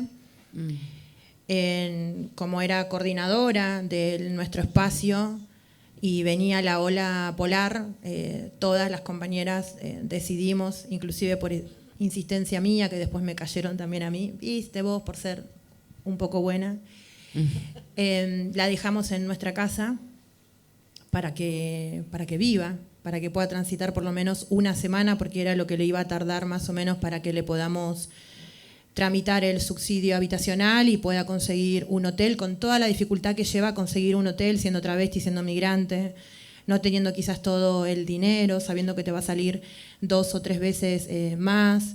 Pero bueno, volvimos, un fin de semana largo era, con feriado en el medio, volvimos a la casa y no estaba la computadora. Entonces, conflicto. ¿A quién le dejamos la llave? ¿A quién dejamos con esta cosa, ¿no? Que muchos hablan, hay que ser empático, ¿no? La empatía con el otro. Bueno, el otro tiene conflicto. El otro quizás, no sé, con las cosas que tiene a su alcance hace lo que puede. Nosotras no tenemos sesgos morales, digamos, con el modo de estrategia, ni tampoco romantizamos los modos de estrategia de las compañeras. No estaba la computadora y eso fue un conflicto. ¿Por qué? Porque la computadora que se llevaron era la computadora que utilizamos para hacer los subsidios habitacionales y donde en la computadora estaban todos los datos de las compañeras. Entonces todas se sentían robadas. Me robaron mis datos, con lo que implica dónde fue a parar esa computadora y dónde fueron a parar, por ende, los datos, ¿no? De todas, los informes sociales, las denuncias que habíamos presentado o las presentaciones de habeas corpus para las fiscalías, donde apareció la computadora en un lugar donde se vende estupefaciente. Se sabía, íbamos a saber, era solamente un par de días que nos llegue a nuestro oído el pedido de rescate, ¿no? Le pusieron un precio a la computadora. Digo, ¿y ahí qué hacemos? Hacemos la denuncia, nos robó la computadora una compañera travesti que nosotras dejamos. Imagínense llevar esta demanda al Estado, todas en cana. Y después, ¿qué hacer con la computadora que tenía un valor? Para nosotras un valor simbólico y un valor material que era, ahí están todos los datos de nuestras compañeras, digamos, ahí está como la confianza que las compañeras no le dan al Estado y nos dieron a la organización. Entonces digo, yo elegí la foto porque la foto para nosotras representa el rompernos y recomponer, romper y recomponer, porque esa es la forma en la que estamos atravesados y atravesadas, por lo menos quienes tenemos organizaciones que estamos atravesadas por toda esta conflictividad y ruptura permanente del tejido social. Por eso digo, sí, lo colectivo por supuesto que sirve, siempre y cuando sea atravesado por el conflicto, siempre y cuando no todas queremos tener ternura, perdónenme, pero yo quiero ser mala, yo quiero ser hija de puta. Dejen no que sean malas, ¿no? Es como la política de la ternura. No te va a salir la ternura si la lógica nuestra que nos impusieron en nuestras vidas ha sido la violencia. Para que la compañera implique, ¿no?, la ternura, nos lleva años, compañeras. Años nos lleva. Años solo con una, ¿eh? Imagínense poder transformar, ¿no?, y generar la conciencia colectiva, todas putas travestis con conciencia de clase, que abracemos las banderas todas. Eso no pasa. A nosotras no nos pasa. Y por eso digo, elegí esa foto como un poco para decir, acá parecemos, somos todas amigas, estamos todas ahí con Eva detrás, que es la que pintamos un mural en nuestra casa. Pero bueno, es esto, un día te encontrás con esto en la Casa Roja y otro día una de estas la quieren colgar. Y nosotras ahí mediando, y digo, y eso creo que es la foto, ¿no?, como contra el fascismo, ¿no? Como una foto me pidieron, y yo quería mostrar esto, sin romantizar nuestras vidas, quería mostrar, nosotras nos componemos de esto. Estamos rotas, nos rompemos, nos recomponemos, y esa es la vida cotidiana, por lo menos, que atravesamos como organización y como sujetas totalmente despojadas de este sistema y de derechos. Pero te hago una pregunta, Georgina. ¿No es fundamental algo del orden de la ternura? Tal vez hay otra palabra para poder recomponer. Cuando decís, empate, no sé. Empatía no, por favor. No, empatía no, la empecé a decir y la silencié, la silencié.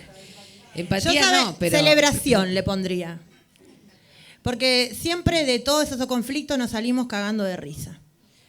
Hoy, el que nos robó la computadora, y cuando pasemos dijimos, ¿sabes qué? Métetela en el orto. Y nos cagamos de risa porque entendimos, publicá los datos nuestros. ¿Qué vas a decir? Que todas somos en situación de vulnerabilidad, porque es el modo en que las compañeras tienen, como que le perdimos el miedo incluso, ¿no?, a esta cosa de que nuestros datos serán publicados. Publicalo, ¿qué vamos a perder si estamos en la mierda?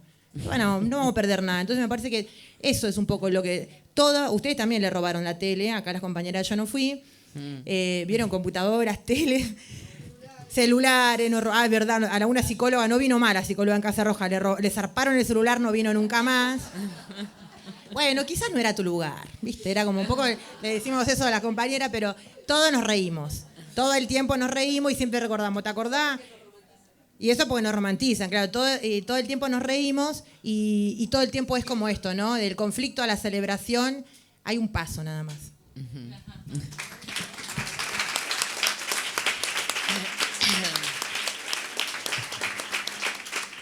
Bueno, les íbamos a hacer una pregunta de rigor última que tiene que ver con imaginar. Pensábamos en imaginar Gaza liberada. Tal vez queda muy lejos, pero podríamos abrir esa imaginación de Gaza que entendemos desde CRI, desde la Tribu Mostra, desde Pasamos Todes, que es sí un telón de fondo de la crueldad más terrible, del adormecimiento, digamos, del mundo frente a un genocidio. Aún cuando se esté levantando, ¿no? Gente en todos lados. Entonces, bueno, eso, una imagen. Acá no hay minutos, pero hay brevedad. Si tienen una imagen de eso, si la pueden contar en pocas palabras. Y después abrimos preguntas o aportes del público.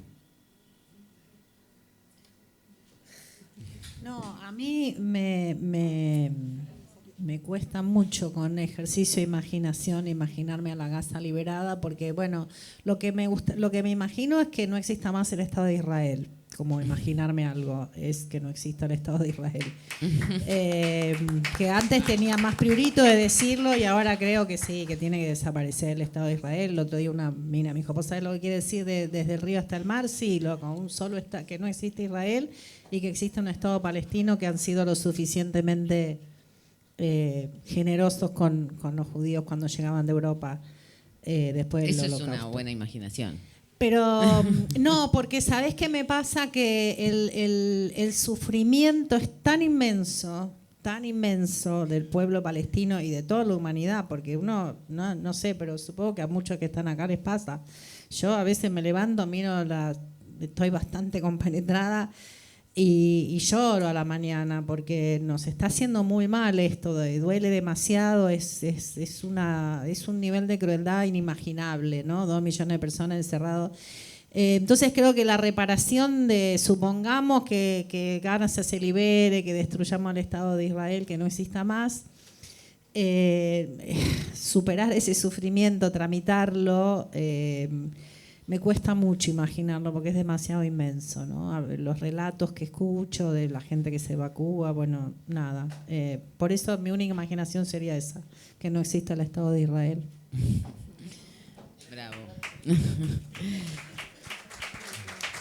Pueden aplaudir, no sean tímidas. No somos antisemitas por eso. Bueno, nosotras lo que nos imaginamos es un poco que se abandone el individualismo. Digamos, nos pasa acá cuando vamos a la marcha para pedir y exigir por Palestina libre, que no es multitudinaria, que cuesta inclusive organizaciones del campo nacional y popular que asuman una postura pública, política y de defensa. Y ahí hay una tibieza, ¿no? Hay una tibieza, pero también hay una hipocresía. Hay dobles sentidos que se construyen. A nosotras, cuando fuimos un puñado de compañeras en la columna Mostri y subimos la foto que estábamos en Palestina, había un montón de otras personas que no son fachas, que habitan con nosotras, que lo podemos encontrar en una asamblea, en otra marcha quizás, en la marcha capaz de los jubilados, capaz que ahora lo encontramos incluso del colectivo LGTBIQ, lo vamos a encontrar ahí entangados y entangadas en la Marcha del Orgullo, ahora el 1 de noviembre, como si nada hubiese pasado, ¿no? Y que te dicen, y te salen con esta cosa, vayan a pelear por los chicos con hambre en el Chaco. No hace falta ir a Palestina para ver, sí, hermano, ya lo sé que no hace falta ir a Palestina para ver la crueldad, cómo opera nuestra sociedad. No hace falta ir a Palestina para ver cómo opera la crueldad. Pero lo cierto es que inclusive cuando nos señalan las posiciones políticas que asumimos, algunas organizaciones, es cierto que lo que lo señalan tampoco le están poniendo el cuerpo. Tampoco se preocupan tanto por los niños en el norte de nuestro país, ni tampoco se preocupan por los jóvenes que duermen en las estaciones de subte, por los jóvenes que duermen en la plaza, por los que están atravesados, y atravesadas por el consumo problemático. Y esto, lo que nos está pasando ahora, ¿no? Estamos frente a una escena de horror donde opera la morbosidad, donde solo opera la morbosidad y entra teniendo un sentido en nuestra sociedad cuando hay tortura y muerte. Si no es ese escenario, nadie le generaría, ¿no?, como ser solidaria con vidas que están atravesadas por la precariedad y por el hambre. Y también entra una cosa de individualismo, porque nosotras hemos escuchado y hay algunas conversaciones hemos intentado tener con algunos sectores, como dicen, ¿no?, una cosa del pánico moral y sexual, como a mí también me puede pasar. Como que vos tenés que encarnar eso para sentir que es legítimo esa bandera. Y ahí está el error. No sos vos, no es tu ego acá, mamita. No tenés que encarnar nada. Quizás tenés que callarte la boca y jugártela un poquito más. Por Gaza, por los niños en Gaza, pero también por la juventud de nuestro país que van a estar arrasadas, porque ese es el proyecto a nivel internacional, de crueldad y de horror y de exterminio, sobre todo para los pobres. El modelo cierra con todos los pobres y las pobres atravesadas por una política de crueldad, exterminio, del horror y de tortura. Entonces me parece que hay que una imaginación, volvamos a hacer política desde el terreno. Otra vez, muchacha, esta cosa de decir, no quiero empezar todo de vuelta, ya se lo expliqué. Y es la política, es así. No sé qué serie están mirando a ustedes, pero nosotras todo el tiempo tenemos que hacer pedagogía. Ese es un modo de hacer política, todo el tiempo tenés que estar sensibilizando. Eso es hacer política, eso es sentirte comprometido en ser un sujeto político y dar las discusiones, entendiendo que no vamos a estar todas de acuerdo con todo. Y ese es un ejercicio de la política, el debate, que es lo que se rompió.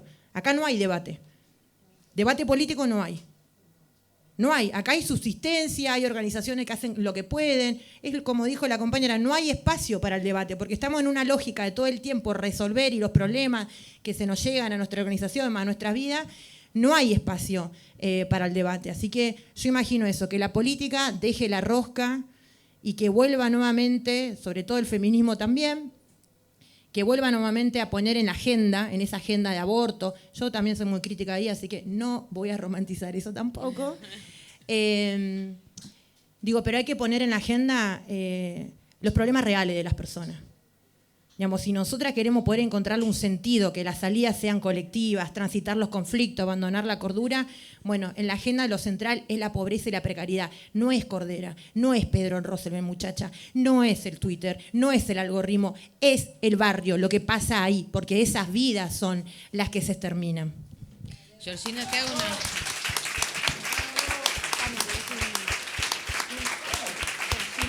Te hago una pregunta más, Georgina. Me gustaría que hagas una pequeña evaluación de la marcha de ayer en relación a que me parece que aparecen otros sujetos o que aparece una discusión dentro de los feminismos que no es, o sea, está en tensión esta idea de Cordera y bueno, las cosas de TikTok, pero sí me parece que la reivindicación de esas vidas atravesadas por la precariedad y por la violencia, nada, que está apareciendo más fuerte, digo, en diferentes territorios, bueno, la violencia que atravesó los cuerpos de las tres, de Brenda, de Lara y de Morena.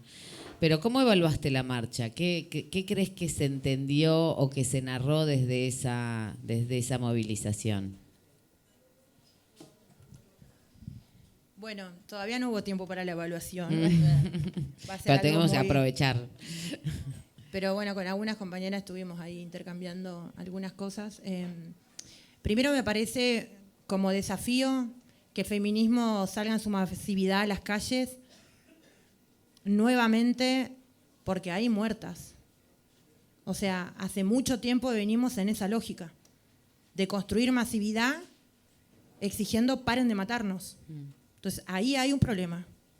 Sí. Que nos tenemos que hacer cargo desde la composición tan amplia, diversa, heterogénea de los feminismos, que siempre cuando logramos masividad es porque estamos exigiendo que paren de matarnos y porque hay víctimas. A mí me parece, después, otra de las cosas que vimos, hay compañeras que me dijeron algo por las fotos que vieron, que es algo que les gustó un poco igual. Yo todavía no tengo tiempo como para evaluarlo más, bajarlo más a terreno, pero decían, dejaron el glitter. Ayer no había glitter. Ayer había caras de pobres, arrasadas por la precariedad y la violencia. Me sentí más identificada con esas caras que con las del glitter. Son mis compañeras las que me dijeron eso. Yo ni siquiera vi las caras si había glitter, no había glitter. Pero bueno, ellas ahí tomaron algo, ¿no? Acá salió el glitter y entran otros sujetos a la escena, ¿no? Sujetos que ellas por lo menos se sintieron más referenciadas. Es decir, yo puedo sentirme representada por todas estas personas, las familias, ¿no? Nuevamente como la familia ahí de las tres jóvenes encabezando. Después creo que la lógica de la gimnasia que tiene el feminismo, que logró tener, que en algún momento sí fue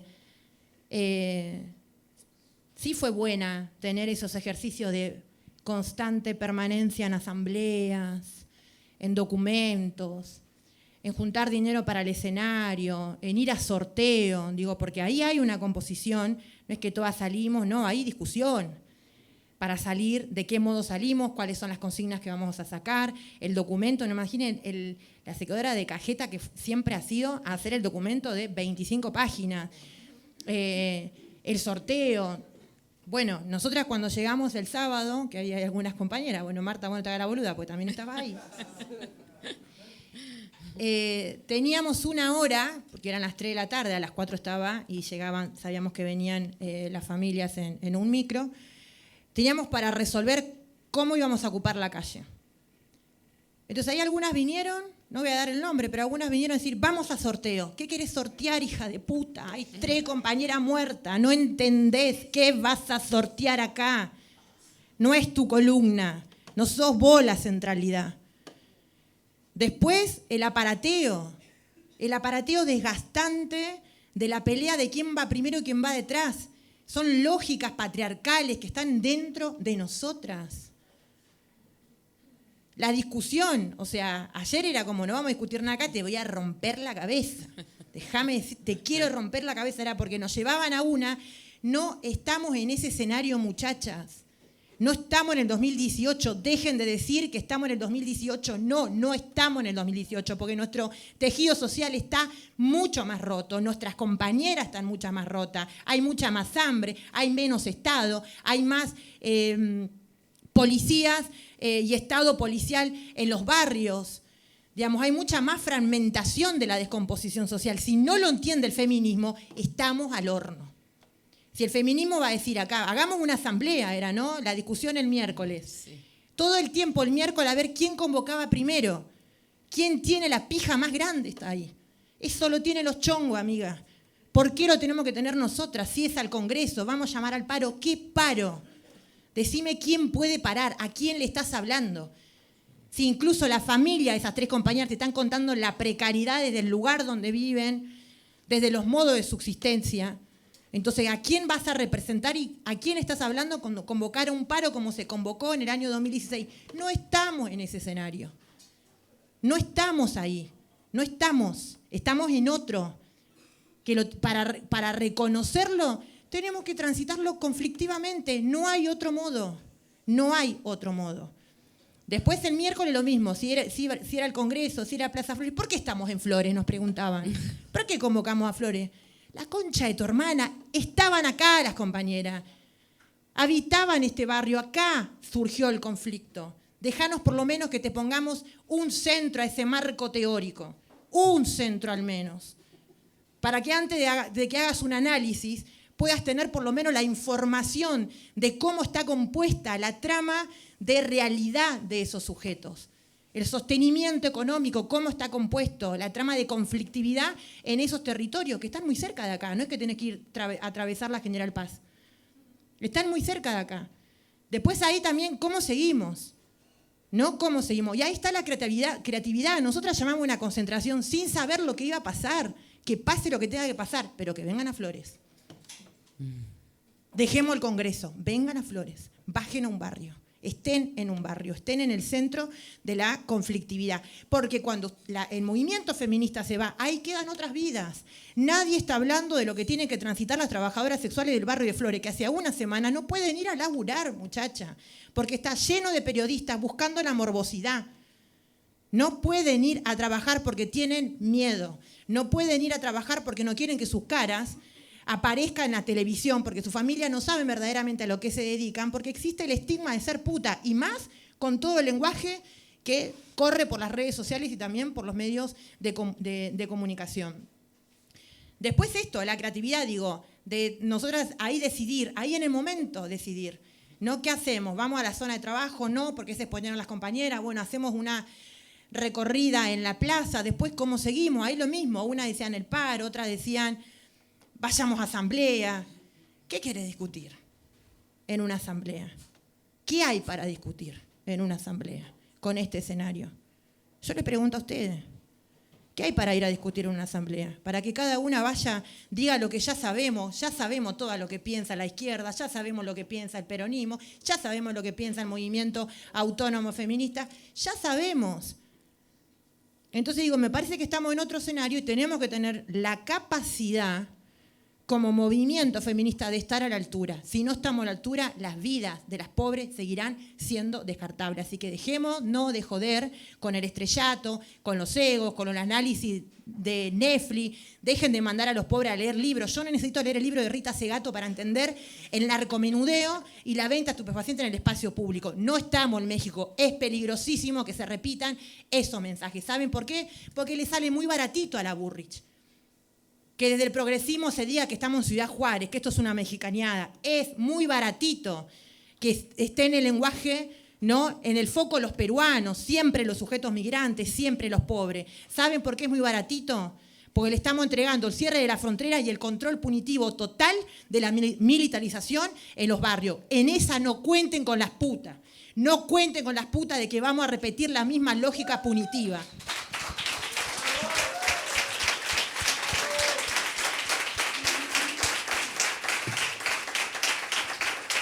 Muy bien, ahí todo dicho.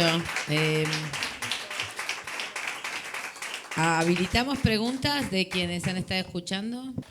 Hola, buenas noches. Mi nombre es Marlene. Bueno, a mí me conocen como La Grillo en el ámbito de la prostitución y me conocen todas.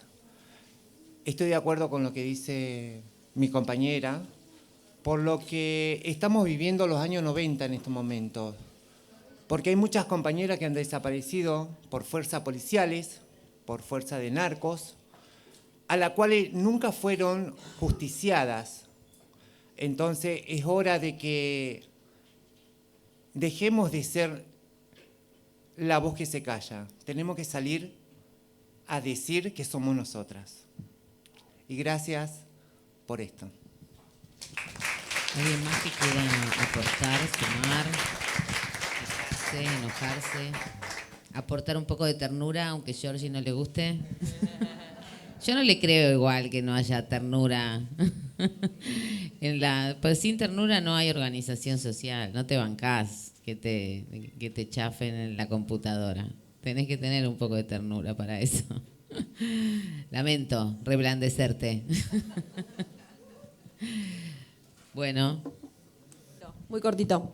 Pensando un poco la conversación sobre el tema del Estado y la presencia o no del Estado y demás, por ahí reforzar esta idea de que las organizaciones construimos lo público con el Estado, sin el Estado, haciendo malabares y que, digo, con más libros, con menos libros, con más marco teórico, con menos, pase lo que pase, las organizaciones que estamos comprometidas con los territorios en los que trabajamos y demás, construimos lo público y que a veces el Estado se olvida de eso.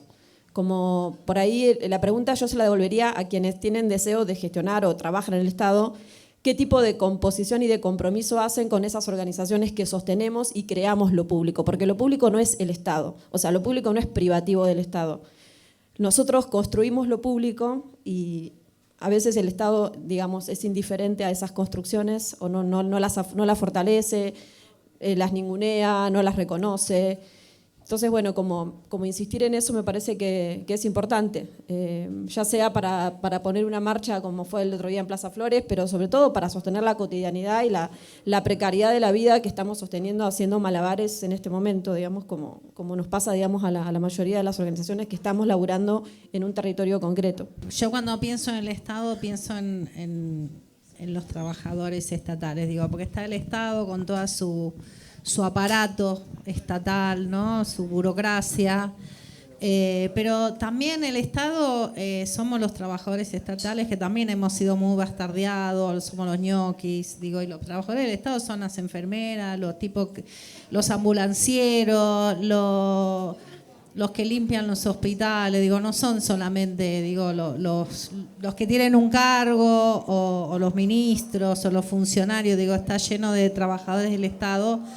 Y la verdad es que quienes construyen el Estado también son los trabajadores del Estado, que en general nos sentimos siempre muy orgullosos de ser estatales y que también hemos sufrido mucho la precarización, ni hablar, prácticamente no hay gente que tenga, digamos, salarios, estamos todos precarizados, pero sí hay un orgullo, hay algo ahí en general de ser estatal, que también son parte que digamos, los estatales somos comunidad también, vivimos en un barrio, usamos el sistema de salud, en la provincia usamos IOMA, usamos los hospitales públicos. Digo, creo que hay que, por eso decía, pensar el Estado, ¿no? Porque también tiene grietas y en esas grietas nos metemos a veces los trabajadores, algunos son feministas, otros no. Pero digo, el Estado son los trabajadores fundamentalmente. Después están los funcionarios, los que toman las decisiones. Pero bueno, hemos descubierto en estos años de trabajar adentro del Estado que hay muchas grietas, ¿no? Y ahí es donde nos podemos meter y construir la política con la comunidad. Tenemos algunas experiencias, qué sé yo, nosotros en la provincia, la implementación del aborto, que para mí la ley del aborto lo que tiene de importante es que trae una discusión al campo de la salud, que es el de la autonomía, que no estaba antes esa discusión. La ley lo que trae no es una práctica nueva, bueno, no hacemos aborto, viste, feminista, como quieren, bueno, no, hacemos lo que podemos, pero lo que trajo el aborto es una discusión muy fuerte porque rompe la lógica patriarcal, que es quién carajo decide, quién toma la decisión, el médico o la persona, el sujeto de derecho. Y la ley, al ser una ley, digamos, conquistada con mucha potencia pública, ¿no? Que lo instala en la agenda pública en el 2018, a pesar de que perdimos en el Senado, se instala y produce una transformación. Abre discusiones conflictivas con las corporaciones, con la industria farmacéutica, Digo, porque el Estado también, cuando pensamos en el sistema de salud, bueno, es las negociaciones que tiene el Estado, por un lado los trabajadores, pero también con la industria.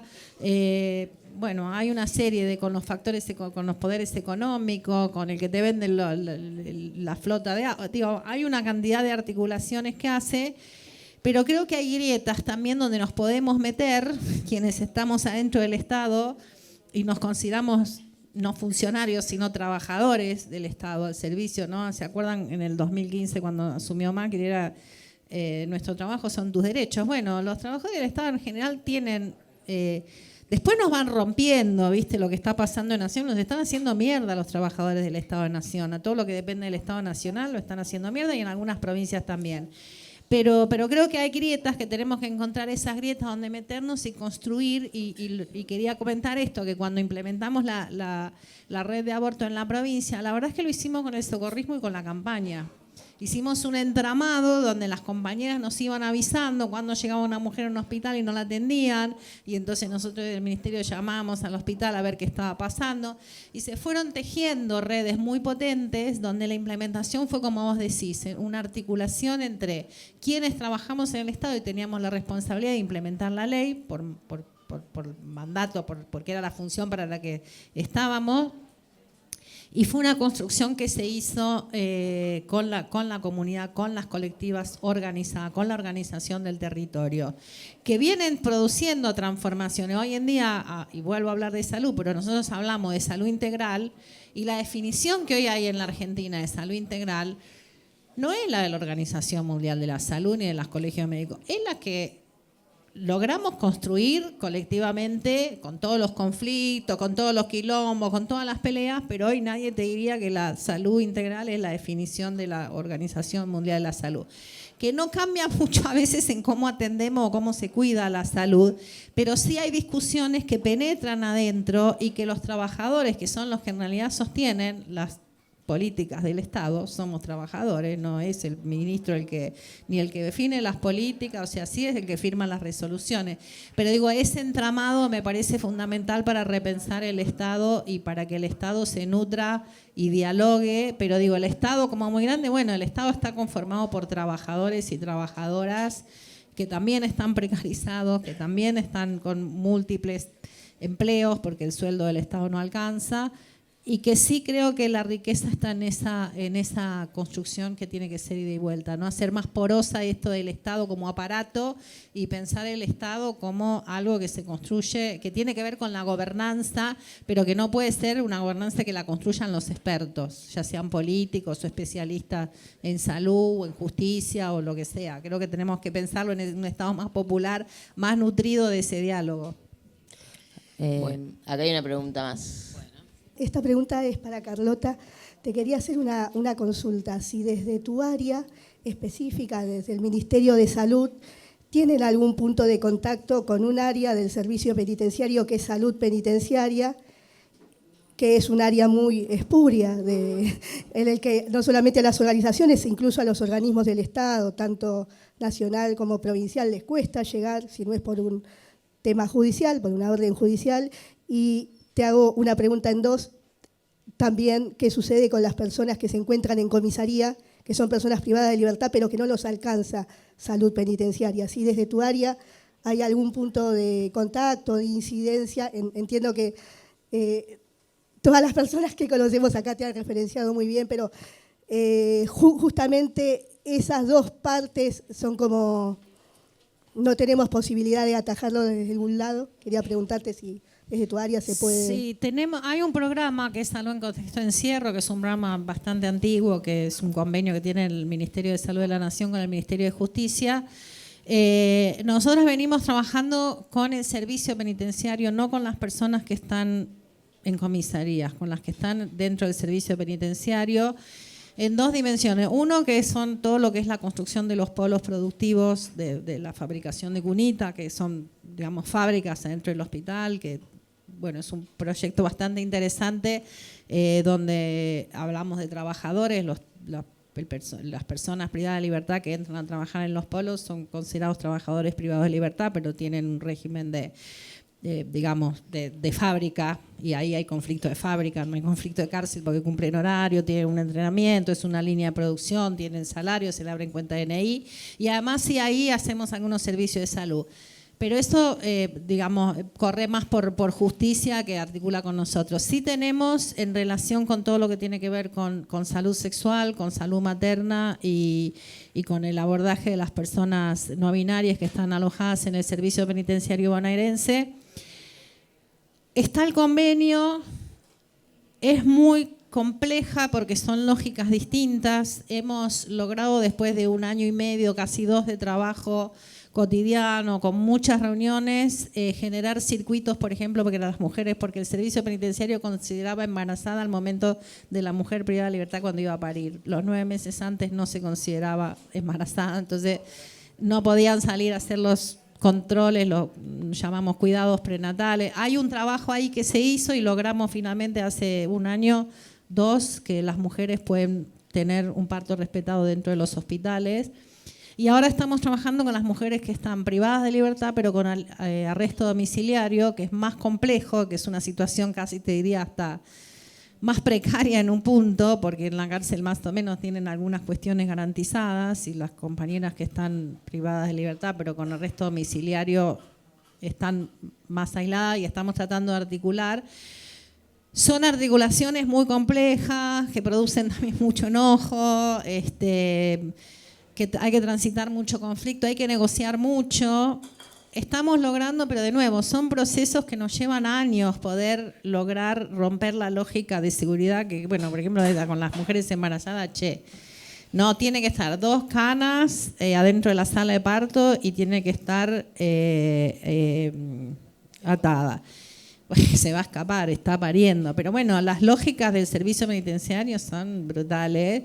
Hemos ido logrando algunas cuestiones, esto por ejemplo, que se respete el parto respetado. Son 20 mujeres por año en la provincia de Buenos Aires y estamos tratando de articular con sanidad, pero no es solamente con sanidad, es con todo, también con todo el tema de los fiscales y los jueces, porque cada cita que tiene una mujer hay que pedir permiso. Entonces estamos viendo cómo agilizar eso y generar circuitos que permitan que la derivación entre, digamos, por un nodo de derivación y lo vamos a resolver y tener planificadas las consultas, pero no con las personas que están en comisaría. Y hay otros programas que, viste, la fragmentación del sistema de salud, hay compañeros de VIH que están trabajando. Nosotros venimos trabajando bien, en el sentido que hemos tenido algunos logros, pero con o sea, te estoy hablando de 2 hospitales donde van a parir mujeres del servicio penitenciario y nos llevó 2 años de trabajo lograr hacer acuerdos de traslado que las trasladen también sin sujeción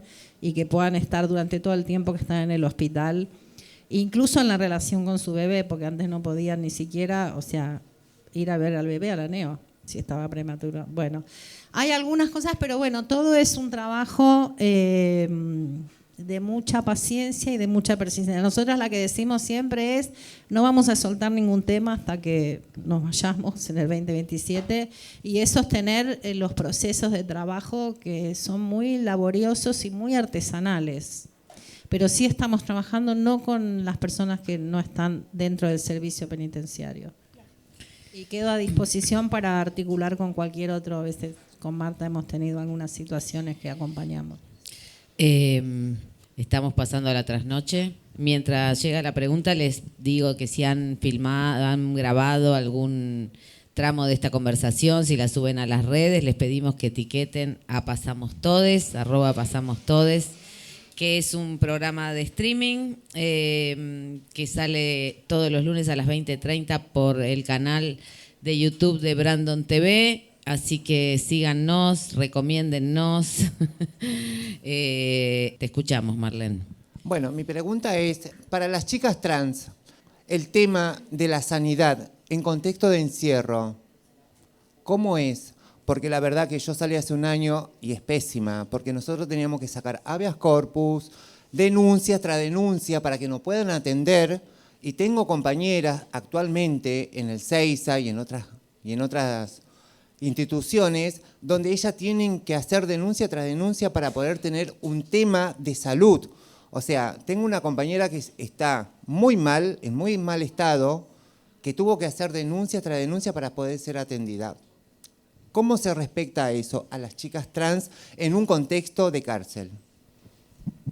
Sí, a ver, en general el problema que tenemos con la cárcel es que sanidad dentro de los penales, por lo menos en el servicio penitenciario, dependen del servicio penitenciario, no dependen del Ministerio de Salud. Nosotros proveemos algunas capacitaciones y los insumos, por ejemplo, que ahora estamos teniendo algunas dificultades porque no estamos consiguiendo todas las hormonas. Los laboratorios no están cotizando, entonces tenemos algunos problemas. Pero la atención depende del servicio penitenciario. Nos es más fácil en la situación donde las personas tienen que salir para tener atención, como por ejemplo cosas que no tiene el servicio penitenciario, como por ejemplo el parto, cuando tienen que salir a parir o cuando tienen que hacer los controles que requieren aparatología, estudio, entonces salen, nosotros ahí podemos intervenir, que es cuando negociar la manera en que salen. Cuando son las prácticas de salud, depende de sanidad y sabemos que sanidad adentro de la cárcel es un problema, pero realmente depende de justicia, no es algo que nosotros tengamos desde el Ministerio de Salud injerencia. Sí, cuando vamos y visitamos, las compañeras del equipo traen un montón de problemas, pero no tenemos tanto acceso como por ahí en las personas que necesitan salir y entonces podemos negociar la manera en que se realizan los traslados o la atención que reciben, que antes, por eso te digo, también en los hospitales tenían que parir esposada. Eso que depende de nosotros lo podemos trabajar. Pero bueno, salud penitenciaria es un problema y sabemos que tienen que estar todo el tiempo pidiendo o habeas corpus. Hubo una, pero que tenía que ver con mujeres embarazadas, hubo un habeas corpus que presentó la Comisión Provincial por la Memoria, que nos permitió hacer un poco ese trabajo, quizás pensar en otros organismos que pueden tener, por ejemplo, imponer un habeas corpus, y eso habilitó todo un proceso de trabajo con sanidad, con el servicio, con las autoridades del servicio penitenciario, porque bueno, había un habeas corpus, un juez que combinaba las visitas, pero depende fundamentalmente, lamentablemente, parte del problema del Estado es eso, la fragmentación. Cada ministerio se ocupa de un tema y la articulación es difícil porque funcionan con lógicas distintas. Es lo que puedo decirte. Yo sé que es un desastre la atención en general. Yo lo que puedo hacer, y es así, es el 1 a 1 que vamos resolviendo. Dejar a disposición mi contacto. Y si están en el servicio bonaerense, tenemos un poquito más de incidencia porque tenemos manera de llamar y preguntar qué está pasando, intervenir. Si está en el federal, no tenemos manera, por ejemplo, están en Ezeiza, en el federal, no tenemos manera de entrar. Si es en el penitenciario bonaerense, después te paso mi teléfono y podemos ver los caso a caso, porque es así, es el caso a caso. Nos llega un caso y entonces nos metemos y empezamos a hablar y ver con quién. Pero tiene que ser en el bonaerense. Gracias, Carlota. Después quedamos en contacto. Con Carlota tenemos contacto y siempre estamos demandando. Y la verdad que la mayoría de las veces recibimos muchísima escucha. Quiero agradecerles entonces a Georgina y a Carlota por este rato, a todos ustedes que han escuchado tan atentamente y bueno, les avisamos para la próxima conversación antifascista. Les vuelvo a recordar que Pasamos Todes está los lunes a las 20:30 por el canal de YouTube de Brandon TV y muchas gracias a la Tribu Mostra por alojarnos.